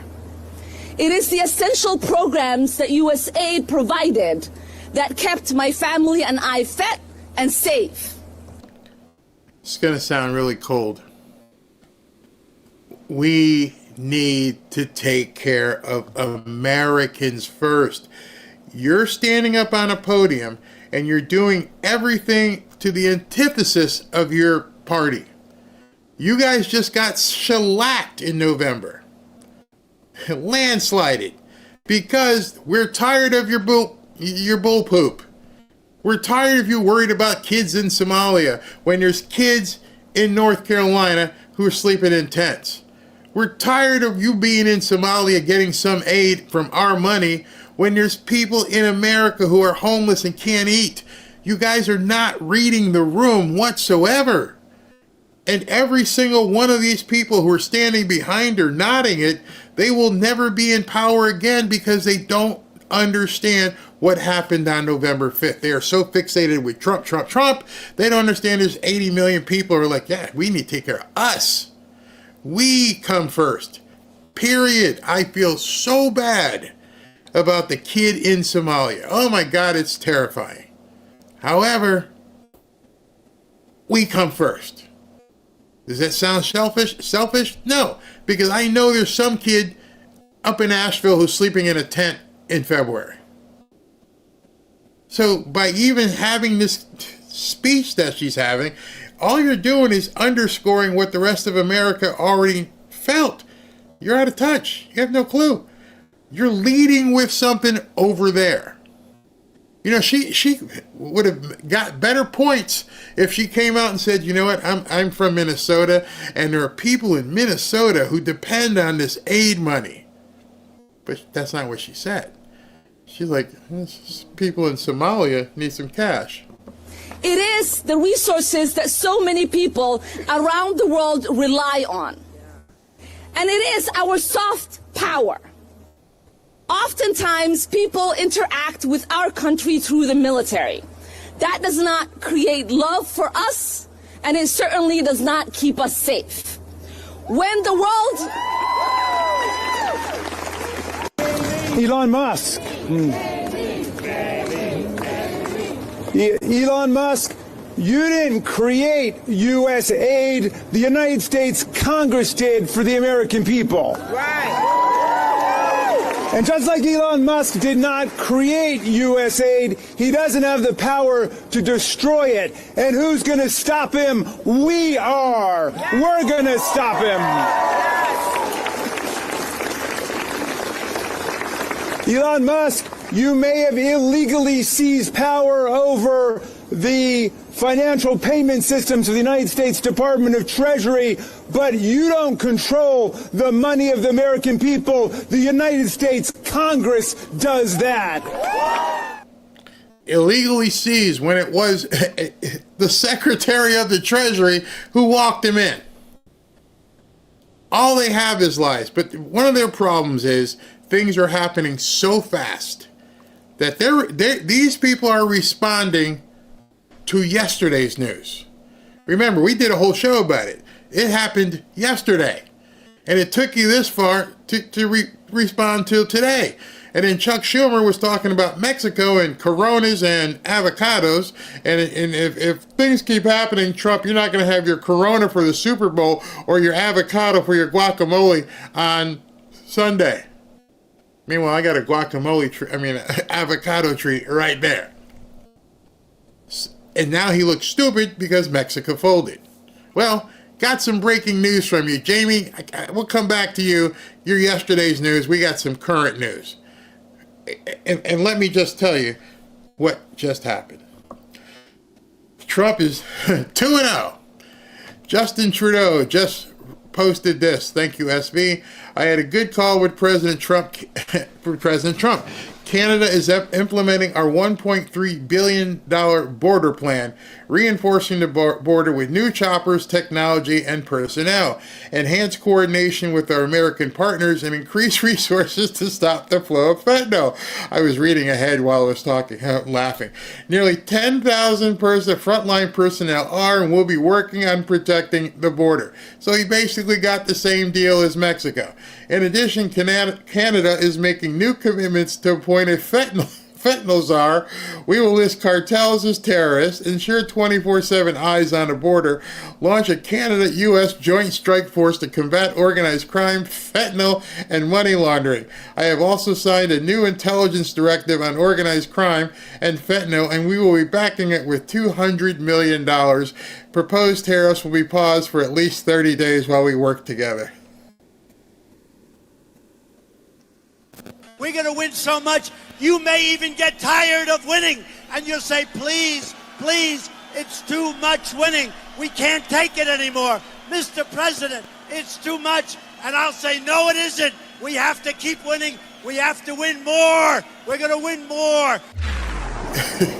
You know how they taped the phone call with Ukraine that he got impeached on and played and stuff? I would love to hear these phone calls. I would love to hear the phone call between Mexico and with the one with Trudeau. I would love to hear what Trump said. Well, here's what we're going to do. This is what you're going to do, and then I'm going to put you on double secret probation for 30 days to make sure you do it. I'm not rescinding anything. I just want to enforce it. You got 30 days to show me. Spanked it like a 12-year-old kid, like a dad does a kid. Clean up your room and maybe I'll do this, but you're going to have to show me you've done it. Meanwhile, these idiots is trying to storm the Bastille and find out what Elon's doing and how he found out about all this stuff. They can't keep up. They can't even keep up. So Canada and Mexico both folded, what, 24, 48 hours? That's all it took? Panama? Hey, we're going to cancel the Chinese thing. Every single person he talks to. Yeah. Dan Bongino may be right. I don't know how we can keep this up. We are still within 2 weeks of him taking office. Tomorrow, I think, makes 2 weeks. Celebrate 2 weeks tomorrow. The fourth would be, 14 days. And he's walking in, and he's just kicking butt, taking names, making things better for America. And the contrast is one of the things that kills the Democrats. The contrast, where you remember the speech Biden said when he walked out, hey, I need some more money because there's nothing I can do. The border's secure. And now everybody who, like I said, who doesn't have 6 nose rings and understands that they squat or stand to pee and their hair's not purple is seeing all this and going, this is all you had to do? Pick up the phone and put your thing on the desk? That's it? That's all you had to do? Yeah, that's all he's had to do thus far. Have Marco go talk to this person. Yeah, okay.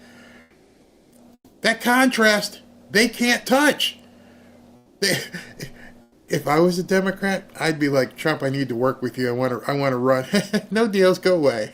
We don't need you people. This is awful. Awful for them. And I shouldn't be smiling. But I love it. I absolutely love this ass kicking that the Democrats are getting.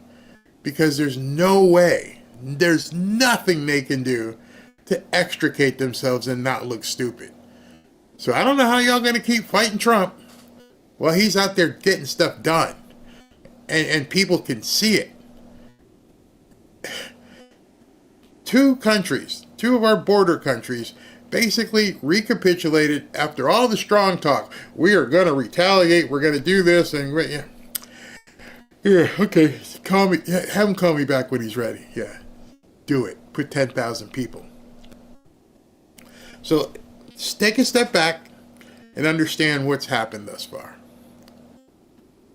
Trump has got Mexico and Canada to line the border, their side, with soldiers. He's lining our side with soldiers. He's effectively shut off the fentanyl route for the most part, the trafficking route for the most part, and now he's also shut off the money disbursement. That's why these people are freaking out.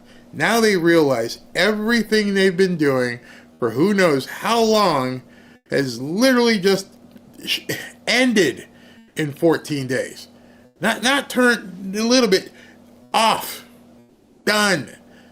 You can't get anything in and out of the country, and you can't get any more money to send out to your buddies or to your own little Lindsey Graham type of organization. And now they're probably watching the Lear jets. Who's taking off? Who's going to leave? Who's not going to show up anymore? Because who knows who they've promised stuff to or borrowed from or done things who may come looking for them. Hey, where's my 20 million? Well, I can't. Don't tell me you can't get me my 20 million. I want my 20 million by Friday at 5 o'clock. That's all I'm going to say to you. So now you got these people spinning. No, they cannot keep up with this winning. Not at all. And the thing is, when you look at it, what it means is we have a president that they weren't prepared for. Here was a guy who told you in advance for months, because I broadcast every single rally. He told you every single rally, every single speech. Here's what I'm going to do. here's what I'm going to do. I'm telling you, this was what I'm going to do. And he would scream it and tell everybody. And then he got elected, and now he's doing what he told people he was going to do. Did you nuts not think he was going to do it? Or are you just so used to your people lying that you didn't realize this guy was actually going to effect what he had been telling us for a year? Or you sat back and went, he can't. There's no way he can. He doesn't know where the money's coming from. And then he found Willie the Nigerian. And Willie the Nigerian bailed, and then the guys tried to have fist fights and get off my computer. And now what are you going to do? You're all going to go to jail, or worse. Or worse. Under Article 1 of the Constitution. And just like the president who is elected to something cannot impound the money of the people, we don't have a fourth branch of government called Elon Musk. And that's going to become real clear.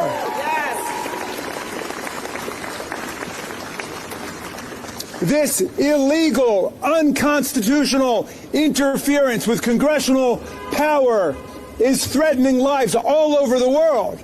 I'm hearing from my constituents who work for USAID and USAID contractors in Maryland, in Washington, all over the world. And see? All over the world.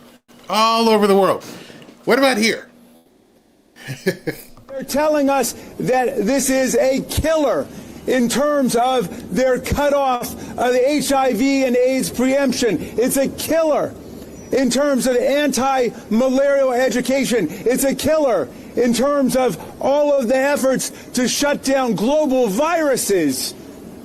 Now, I don't know what Elon Musk's intentions are. I don't know what Elon Musk's motivations are. I don't know what his purposes are, but they've got nothing to do with what has been lawfully adopted by the people of the United States of America through the Congress of the United States. So what I would like to see, Jamie, or any of you Democrats, is tell me what was lawfully put into the budget and how Congress wasn't in power of its disbursement. Remember, this agency would have to be the name on the budget. If you had set aside $100 million for condoms in Gaza, don't you think somebody would have saw that? Don't you think somebody in Congress would have went, Jamie, we're going to have to delete this line because I'm not about that. You think someone in Congress would have seen some of these entries and complained about, I don't know, drag shows in Serbia? You think that was on the bill? I think not. I think you're lying through your teeth. I think you appropriated money saying it was going to go for X, Y, and Z, and then you had or had someone in the government who said put it in this account. There is no way. If that was what has happened, then all of them need to go. If they were looking at bills and said, "Hey, here's like $50,000 for drag show story hour, and here's another one for condoms in Gaza," and they all said, "Yeah, I vote for that," then all of you need to go. But I am almost positive that didn't happen. So the next question is, how did USAID get any money? Because if it wasn't specifically allocated for the stuff that you're saying it's allocated for, how did it get into USAID? And why only now? And you can ask yourself this. Why only now are you finding out that these exorbitant sums of millions and billions of dollars were sent to places all over the world for all kinds of foundations and NGOs? And I'm sure that wasn't spelled out. We're going to defend USAID all the way.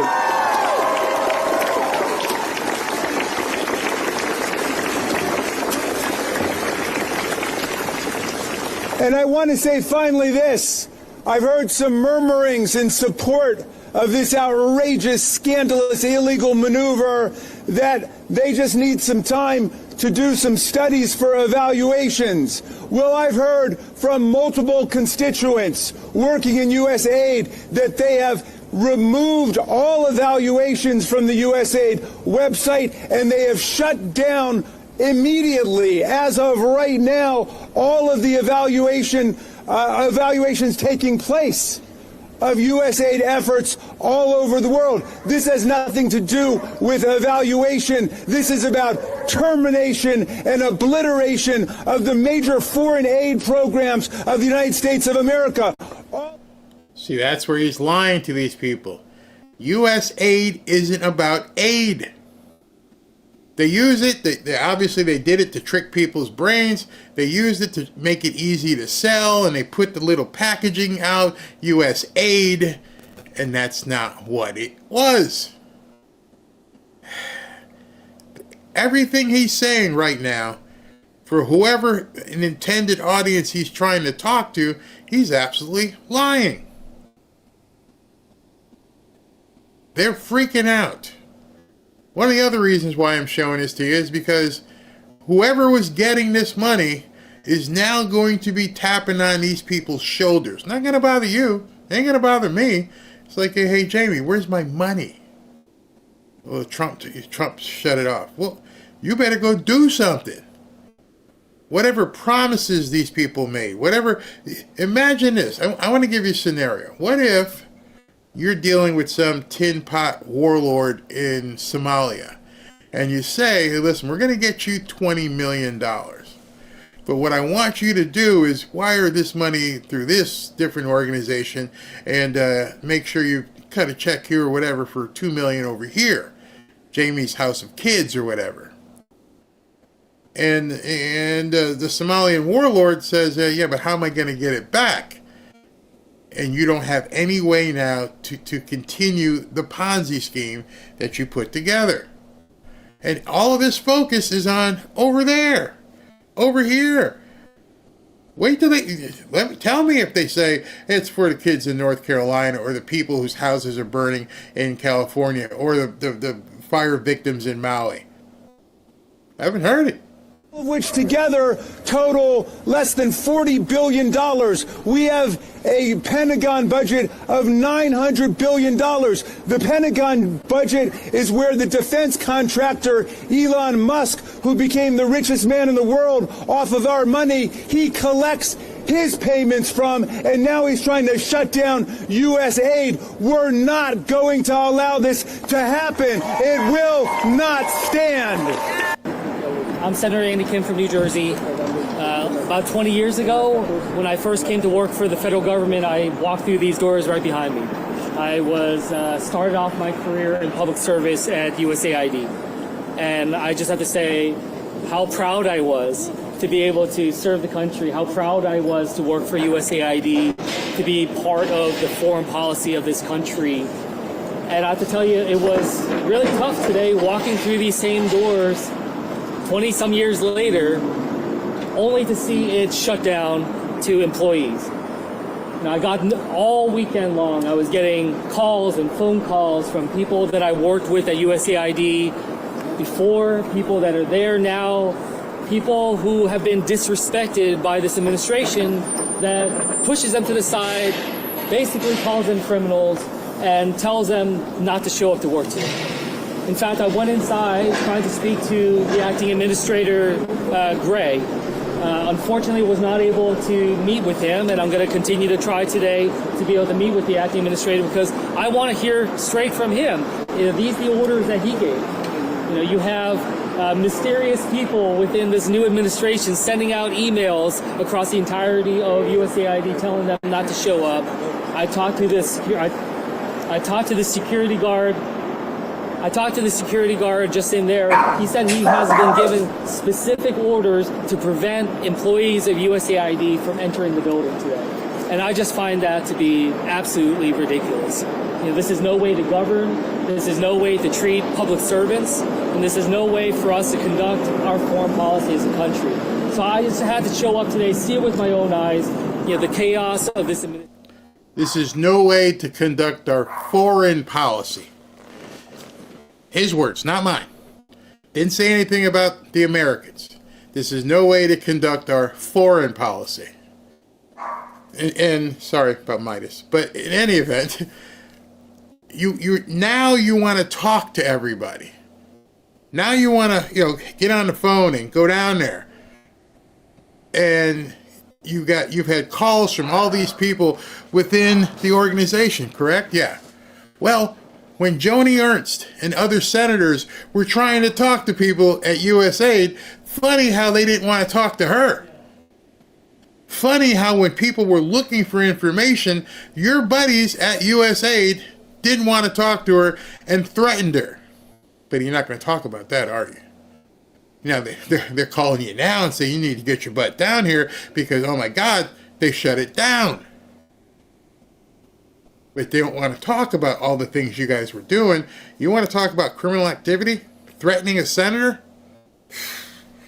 And just their attacks upon public servants in our country. What recourse does Congress have? It doesn't seem like any, Republican senators are really speaking out about how this is being handled. Do you foresee Congress taking any action to?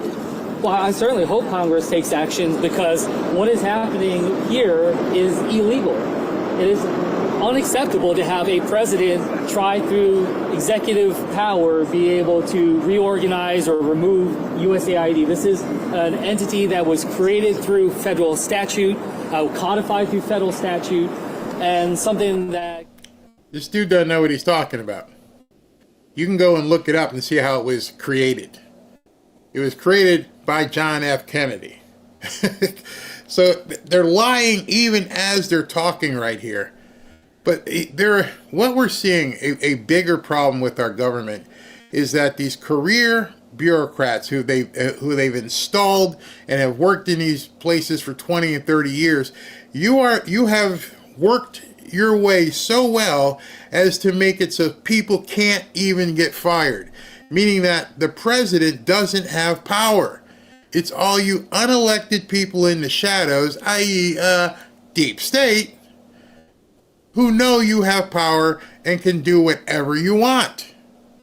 Send money, take your money, put you in jail, lock you up, keep you in a dungeon because of a so-called insurrection that never happened.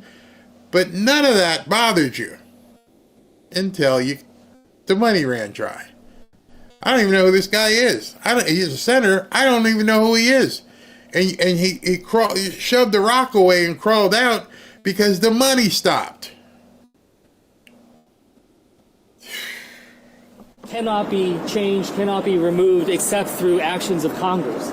So the idea that they are moving forward in this way without any notification to us about trying to change federal statute, just shows how much of a power grab this is. So yes, I do hope that Congress, I certainly want to go back to the Capitol today, engage with my colleagues and see what actions we can take to try to stand up for the American people, stand up for our laws.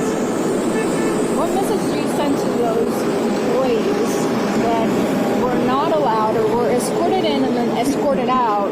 And we even heard from some of them, and they are worried about the repercussions this could have worldwide. Yeah, I mean, first and foremost, I tell the staff of the... Worldwide. They keep talking about what could happen worldwide. Oh, my God. Do none of these people care about Americans? I mean, it's becoming obvious at this point. None of them care what happens here. It's all about foreign.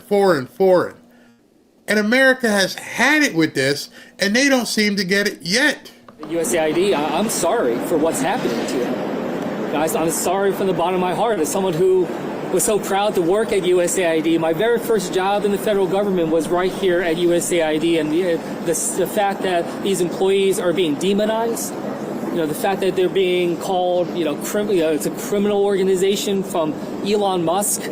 The fact that they're being told not to show up, that the federal aid is being frozen. I mean, it's just such disrespect. They deserve better. They are public servants. They swear an oath to serve this country. And right now they are being treated as if they're the criminals. My colleague from the great state of Virginia, Congressman Eugene Binman. Thank you. My name is... There's not much deeper state than this dude. Him and his brother. Alexander Vindman. You may recall that name. This is one of the guys who basically swore, took out the warrant or whatever you want to say to start the impeachment process against Trump. Deepest of deep state. Him and his brother. Make me sick. Eugene Vindman, I spent 25 years in the Army defending this nation wearing the uniform. And each and every one of those days, we worked with our partners at USAID to keep this country strong and safe. If we want to zero out the budget, 1% of the budget of this country, $40 billion, we better look at double or tripling the military budget. Because without that soft power around the world, we are making ourselves weaker. We're making our adversaries and allies stronger. We step back and we create a vacuum. You know who steps in? It's Russia, it's China, it's our adversaries. Oh no, Russia. When we don't have anything to say, we'll just come back to Russia. From around the world. So from a standpoint of national security, the work that you all are doing out here at USAID, many of you, my constituents, we have over 55,000 federal government employees in the 7th Congressional District. I thank you. I thank you for your hard work. We've got some tough times ahead, but Congress and the American people are behind you. And let me just put one concrete way that we are actually damaging our national security. Right now, every single day, Ukraine is taking the brunt of Russian attacks on infrastructure. USAID programs are actually rebuilding the infrastructure, the electricity infrastructure. Who's rebuilding the infrastructure for North Carolina, Maui, and California? Every day, we're rebuilding the infrastructure in Ukraine. This guy can't even detach from Ukraine. Just listening to them talk must turn your stomach and you're like, dude, shut up. you don't get it. That's over. And not only is that over, but we want our money back from this dude. And you're like, give him more. It's gonna be awful because people are gonna get mad and threaten our national security. Hey, listen, if they're eating dirt cookies, they're probably not much of a threat. I'm just saying. If they're living in huts and wandering around in certain places and they don't have running water and electricity, they're probably not much of a threat. At least not anymore because they can't come here.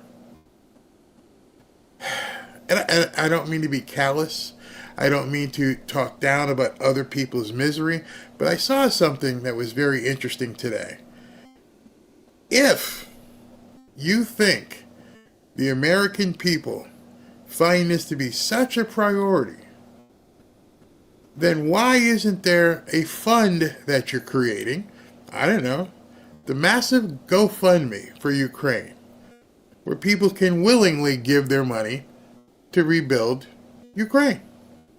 Why do you need to take it from me? Why do you need to go into people's pocketbooks and bank accounts and overtax them if it's such a great idea? I mean, I gave money to the people in North Carolina. I know many of you did, and we worked together with Samaritan's Purse. We gave it willingly. Nobody said, hey, listen, we're attaching your bank account and we're going to take out X dollars. Because we believed in helping the people in North Carolina. I don't even like what's going on with Gavin Newsom, but I gave money to California because they're Americans, and many of them don't have any say in what's happening and how Newsom and Karen Bass are running things. But that's my choice. So tell me, Mr. Vindman, if it's such a great cause, why do you need to take it from us? Well, you just said there's 55,000 people in your district or whatever. Well, that's 55,000 people you can go to and say, hey, listen, can you each kick in, I don't know, $100, $1,000 so we can help build Ukraine? I bet you find out really quick how much people care about Ukraine. In fact, I'm pretty sure if you put up a GoFundMe, and I want you 55,000 people to come out here and give a whole bunch of your money, thousands, to Ukraine, you'd get your feelings hurt, bud. This administration wants to bring peace to Ukraine. You don't do that by eliminating the support for the infrastructure in Ukraine. You do that by applying pressure to Russia and not just to Ukraine. So my message is, we support you at USAID. This is a matter of U.S. national security. Democrats, my colleagues, we're going to fight like hell to make sure that we preserve our national security. And I have the distinct privilege of introducing my... You don't have to fight. There wouldn't be a fight. Just go ask people who support what you believe in to give money. Because if people really believed it, as you saw on November 5th, they don't. You'll find out real quick how important that stuff is to Americans. Because if it weren't for the fact that you're just taking people's money, taking tax dollars, telling us what we have to fund without it ever being in front of us. Jamie Raskin talked about some, act of Congress, some law. Did you see a law that said that you were contributing to, condoms in Gaza? I didn't. I never saw that law or whatever that you're saying. Did you ever see anything that said you were, going to fund and support trans shows in Serbia? No, I never saw that either. So if what you believe is so endearing to the American people, why don't you just tell us? Hey, today I'm Jamie Raskin from New York, and what I'm going to do is I'm going to put out a new bill, and this bill is to fund, DEI in Brussels. And I need to raise like $5 billion. Everybody for it? No, we're not. No, we're not for it. Because if you're talking about doing things for the American people, oh, that's right, my bad. You're not talking about doing things for the American people. That's where I get messed up. Here, let me show you how pretty they make this. This is what the AP put out. USAID staffers told to stay out of Washington after Musk said Trump agreed to close it. And they're showing little packets of ramen and little things of food, making sure you mentally you think it's about the little kids in Afghanistan not having to eat rock moss, that they can go ahead and cook and they get little little things like that. The poor kids. It's for the kids. When every one of us knows that the organized crime operation parading around as a humanitarian aid organization is over. You see, one of the things the Democrats can't do, as they said here, USAID's over. More than 600 USAID employees have been locked out of the agency's computer systems. The rest received emails saying, pound rocks. One of the things they're not saying is,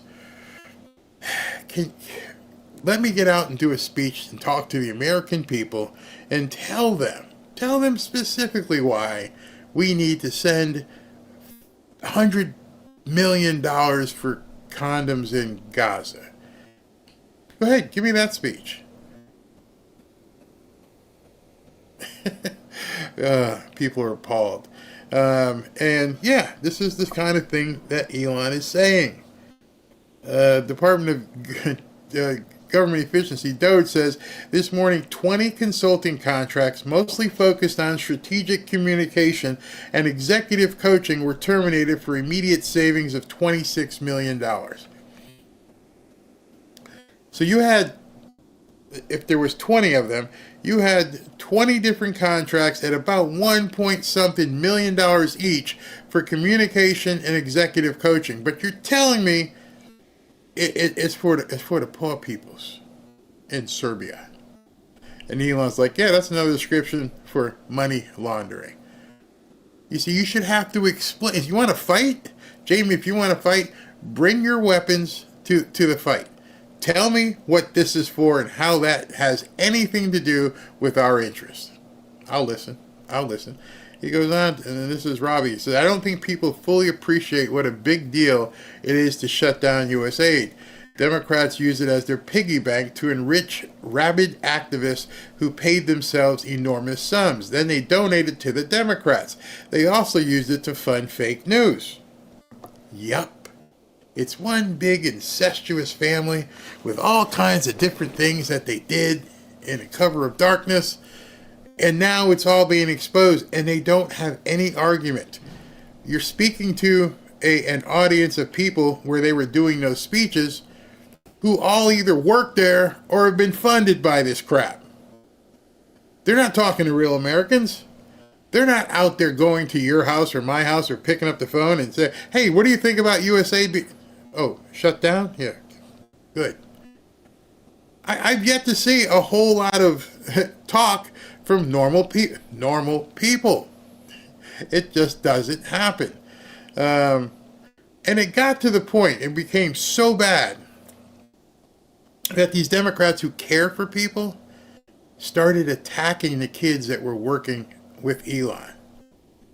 Just imagine that. You're going out and giving speeches about the poor peoples around the world who need help, and you attack the kids that are working with Elon. Notice I said kids. You see, Elon put together this crack group of code savants. Many of them are autistic, but they know how to do this, and they love doing it, and they just keep doing it, and they'll just sit there and write code. If you've ever been around a coder like that, someone who's just zoned in, it's scary. You can almost see smoke coming off their keyboard. So I've written like this much code on a WordPress site.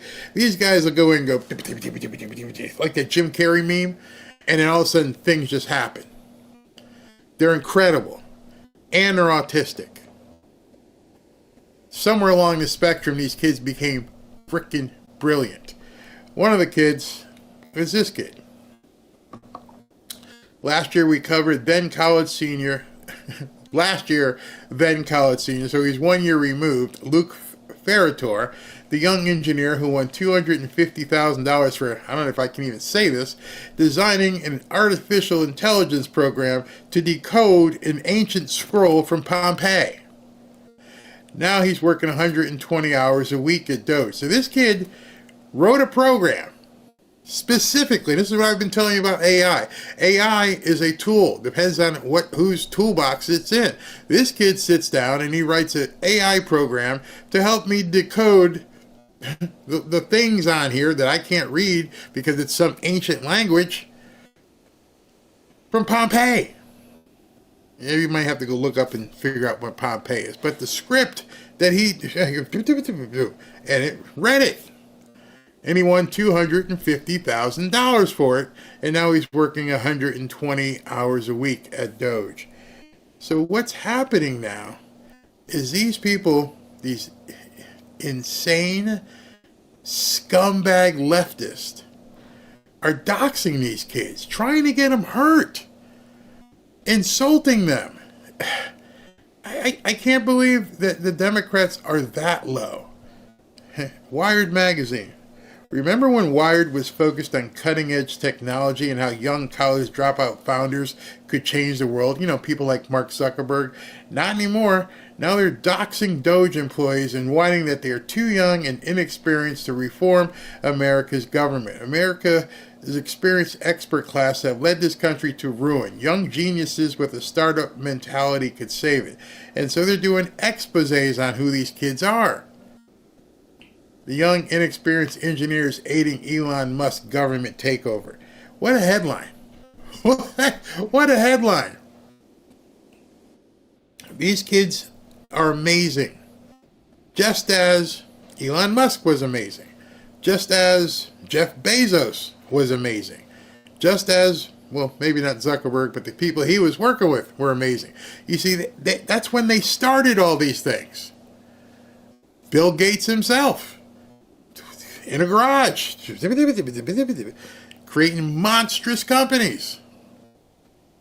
Over and over and over, that innovation began in some garage, in some little office where someone had an idea and created something tech-wise, and it blew up.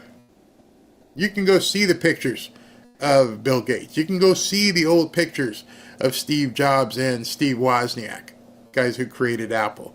You can go see the old pictures of Jeff Bezos sitting in his office back when he had hair. Of course, you can see the old pictures of Elon. He posts them all the time. That's where innovation begins.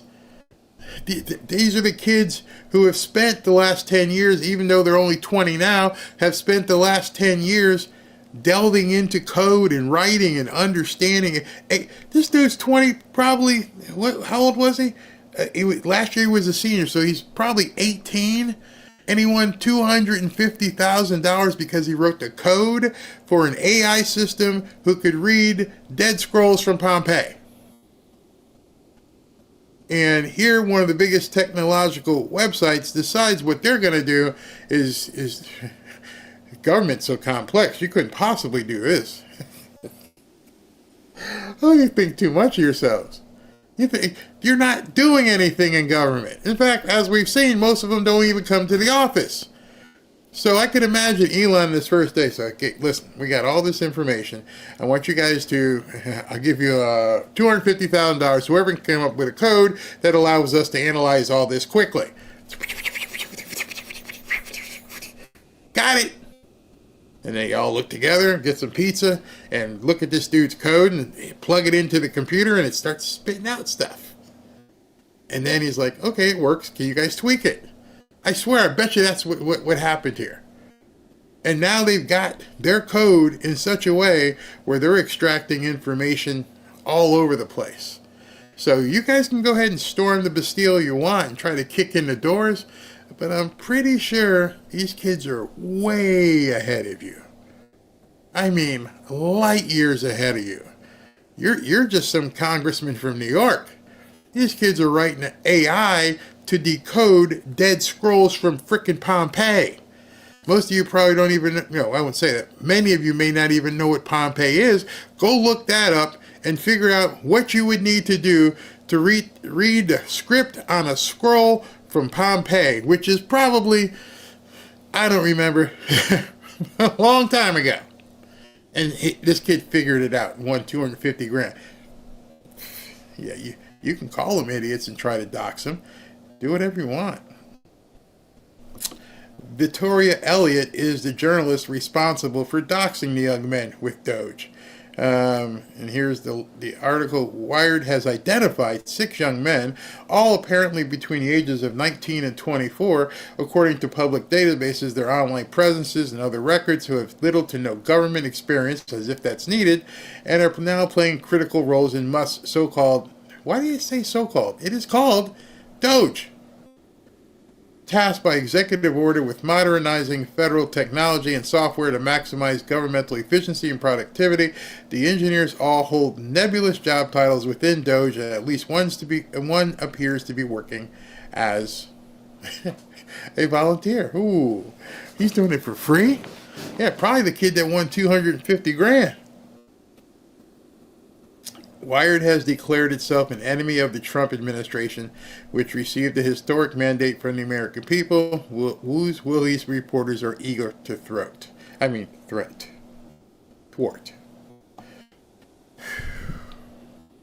That's when you know that you basically have stepped into something here. You know first very firmly that you've stepped into the hornet's nest here, and it's not even about what everyone thinks it's about. Wesley Hunt, a sitting congressman.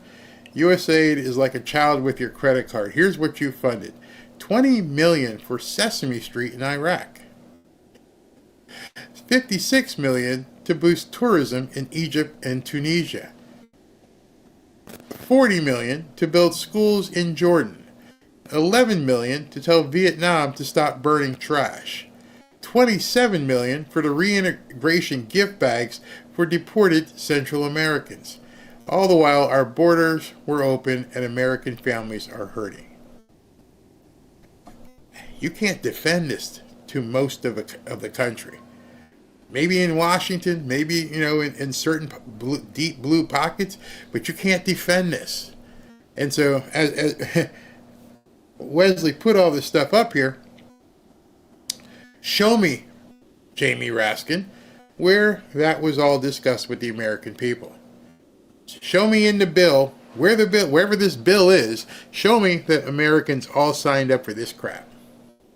Because it's all right there. It's all right here. You can see it. I'm pretty sure I never signed up and said take 20 million and go fund Sesame Street in Iraq. Nope. I'm pretty positive. But nonetheless, that's what they have been doing.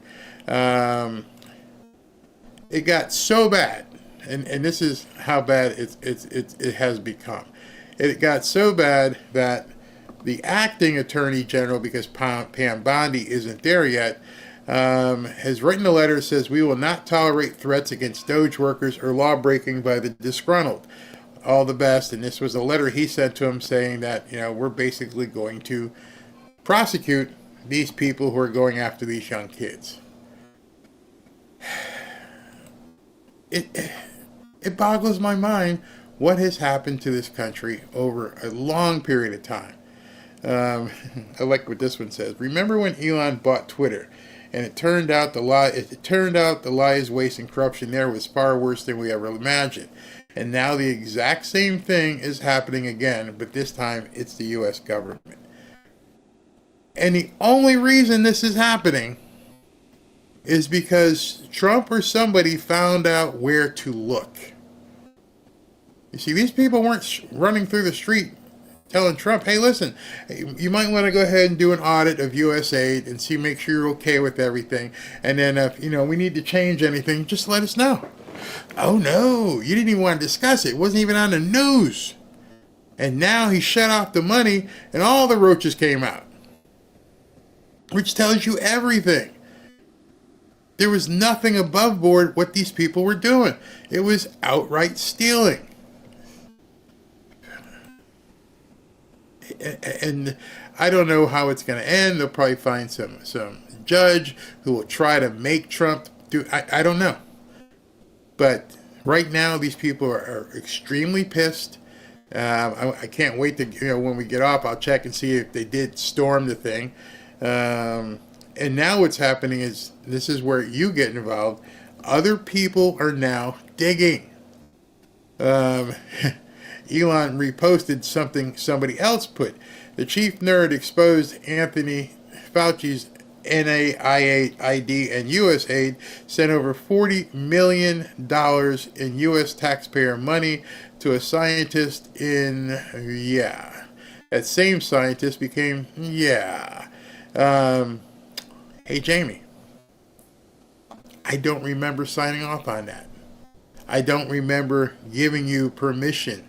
And I'm pretty sure tens of millions of Americans didn't say, that's what we wanted. And so everything they're doing right now is covering their ass. And everything you need to be doing is exposing that ass. Excuse my language. And this one here, as I'm about to close. Trump today on Elon Musk. Elon got access only to letting people go that he thinks are no good if we agree with him, and if it's only if we agree with him. Elon can't do and won't do anything without our approval. So what that is saying, and Trump said it in that presser, and it just eviscerates everything Jamie Raskin and these people are saying. They're screaming about Elon Musk, but he's been given presidential approval. He has a get-out-of-jail card. He's a third-party vendor. You people are the thieves. And I think I got one more here. And now it's starting to spread. Marjorie Taylor Greene has now called the people at NPR and PBS to come testify in front of Congress.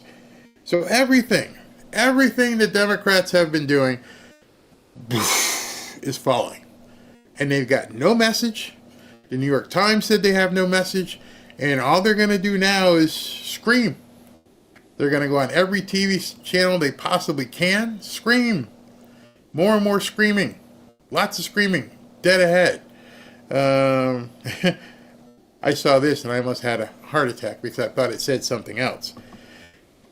The far-left government-wide computer office that was recently taken over by allies of Elon Musk is also the same agency that built Elizabeth Warren's direct file tax program. Direct file puts the government, I don't know who would ever do this, direct file puts the government in charge of preparing people's returns for them. So somehow people would say, let the government do my tax return for me.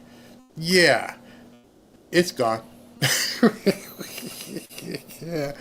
Yeah, deleted. Gone. I've been talking for 2.5 hours now, and I know when I check there's just going to be so much. That's why I know I can go at 8 o'clock and do 2 shows, because there's so much. Let's take some comments and close today. House of Card is coming down. Yep. Elon just called it a viper's nest. That shows they are keepers of secrets about the missing kids if they are going after these young Elon team members. It's going to get ugly. It's already ugly. Now it's going to get real ugly, because either people are going to leave or they're going to get disappeared. Now you got to put security around these kids. We already know Elon's got security, but man, I may be still breathing, but I died on December 28th. Democrats remind me of a child going through terrible twos. Oh, it's worse than that, yeah. Grok said they didn't get in the building. Great. Okay, so Delilah looked it up, and their insurrection didn't work. Democrats, Trump and Elon cut off their money laundering operation. Yeah, Lena's right. I'll do my own taxes, thank you. Last person I want doing my taxes is the government. Oh, yeah, they have no shame, just demonic. So that's what has happened today. It's absolutely crazy. If you guys would like to join our X group, it's growing by leaps and bounds. It's over 14,000 now. I will have that fixed today. 14,000 people. And then tonight in the 8 o'clock show, we give away hoodies every night. So if you want to enter to win, go to fanfareshop.org and you have a chance to win hoodies. So let me acknowledge if there are any super chats so I can take those in. Okay, let me do this. Tommy Radcliffe says, Tommy's here. Why is Wally not the center of attention? Because I bet you Wally took the A train and got out of town. What's his name? The money was going to. Was my guy. Okay, Barry, I had someone propose to me today that the money going to USAID was by Congress, therefore President Trump couldn't stop it going out. What do we know about this? I just spent 2 hours telling you. You can go look it up. I mean, there's going to be a fight, but he turned it off, and you can see how it was created. But if Congress appropriated that money, which I don't think they did, they're going to have to prove it. What bill? What bills were that stuff in? I think people just like to fight against Trump, so they'll say, you can't do it because Jamie Raskin said you can't do it. Have DNC pay for USAID from Ray Sugg. Thank you. Jen Boo Boo. Then these fools will get 8 years of JD after this. No message. They have nothing to count on. Bondi, Nurse D, Bondi needs to seize all their assets that will pay our nation's debt almost off. Go Trump and Elon. Yeah, and Lindsay, you got some explaining. $130 million. Susie, they're worried about the... Did I put that up there? Yeah, they're worried about the flow, and sewer rats and rhinos are true slime color. Jen Boo Boo, again, Trump got out the belt. Again, none of this was by surprise. He said, I'm going to obliterate the deep state. Oh, that's Trump talking. He can't do anything. Okay. Susan F., they will do a review of contracts at USAID and open up the good contract. Lots of good at USA, hiding lots of bad. DEI was in the previous administration. We'll see. We will see what's in behind the curtain. Judy Tricon Berry, the American Bar Association should indeed make you a fellow. I want to be a fellow. Sherry Clem, Barry, we just need to start calling the deep state the black abyss. Those Democrats are in it so deep, there's no return. Very deep. They're owned. You can just tell they're now speaking in crazy languages because they don't have anything they can say. Ray says, I can have sympathy, but I will not take the food out of my family's mouth for anyone. America first. That's pretty much what I'm saying. Again, nobody's stopping anybody from donating to anywhere you want. Why are you compelling people to say you have to give money to this or that? American Patriot, last time I checked, the bureaucracy works under the executive branch. No one in mainstream media is going to tell anybody that. Look to the one who screams the loudest. You are 100% correct. Susan F., thank you very much. Oh, and it's going to get pretty nasty. Just know, it's going to get bad. Why were there no arrests in Washington when they stormed the building today? And no arrest in California when, well, I can tell you about the California because Karen Bass told the cops to stand down. Don't arrest these people. In Washington, I don't know. Probably because Muriel Bowser didn't. I don't know. Cash Patel is going to go Rocky Balboa on this. They're giving them all kinds of information, that's for sure. Susan F., the main contract would have been something about increasing DEI in that area. What are you discussing? What would have been line items deep in the contract? Well, I'm just telling you what people have found. If you're okay with that, that's a different story. Now we see why we need Gitmo reopened. Good point. Very good point. Very good point. Brad Crane, with some of this crap buried in a 4,000-page bill. I'll tell you who's going to find that out. The guys with Elon. If they could decode a dead scroll from Pompeii, they're going to be able to go through and use AI to go through the entirety of a 4,000-page bill in about 10 minutes. In about 10 minutes. Yvonne Berger put solitary on the computers and disconnect from being online. This is great. Thank you. Oh, red looks good on you. Oh, thank you very much. Robin's having to approve every shirt I put on. Born on the 4th. The libnuts are unglued over the loss of power. Notice how much they harp on it ad nauseum during the meltdowns. They're embarrassing themselves. There would have been, this would have been a better way for them to attack this, but they don't seem to have that in them. Police 45, this is large-scale money laundering. Yep, and they're using these countries overseas, which there's no way we can talk to them. I'm glad that they did it on the front end. Lena Bergman, thank you. Eggchin 22. They're fighting for money for other countries like their lives depend on it. Didn't hear California.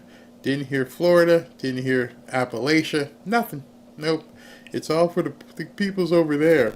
Yeshua, glory to God, Trudeau is protecting his citizens, and the results are protecting our neighbors as well. Well, it seems like a mutual agreement, and just that quick.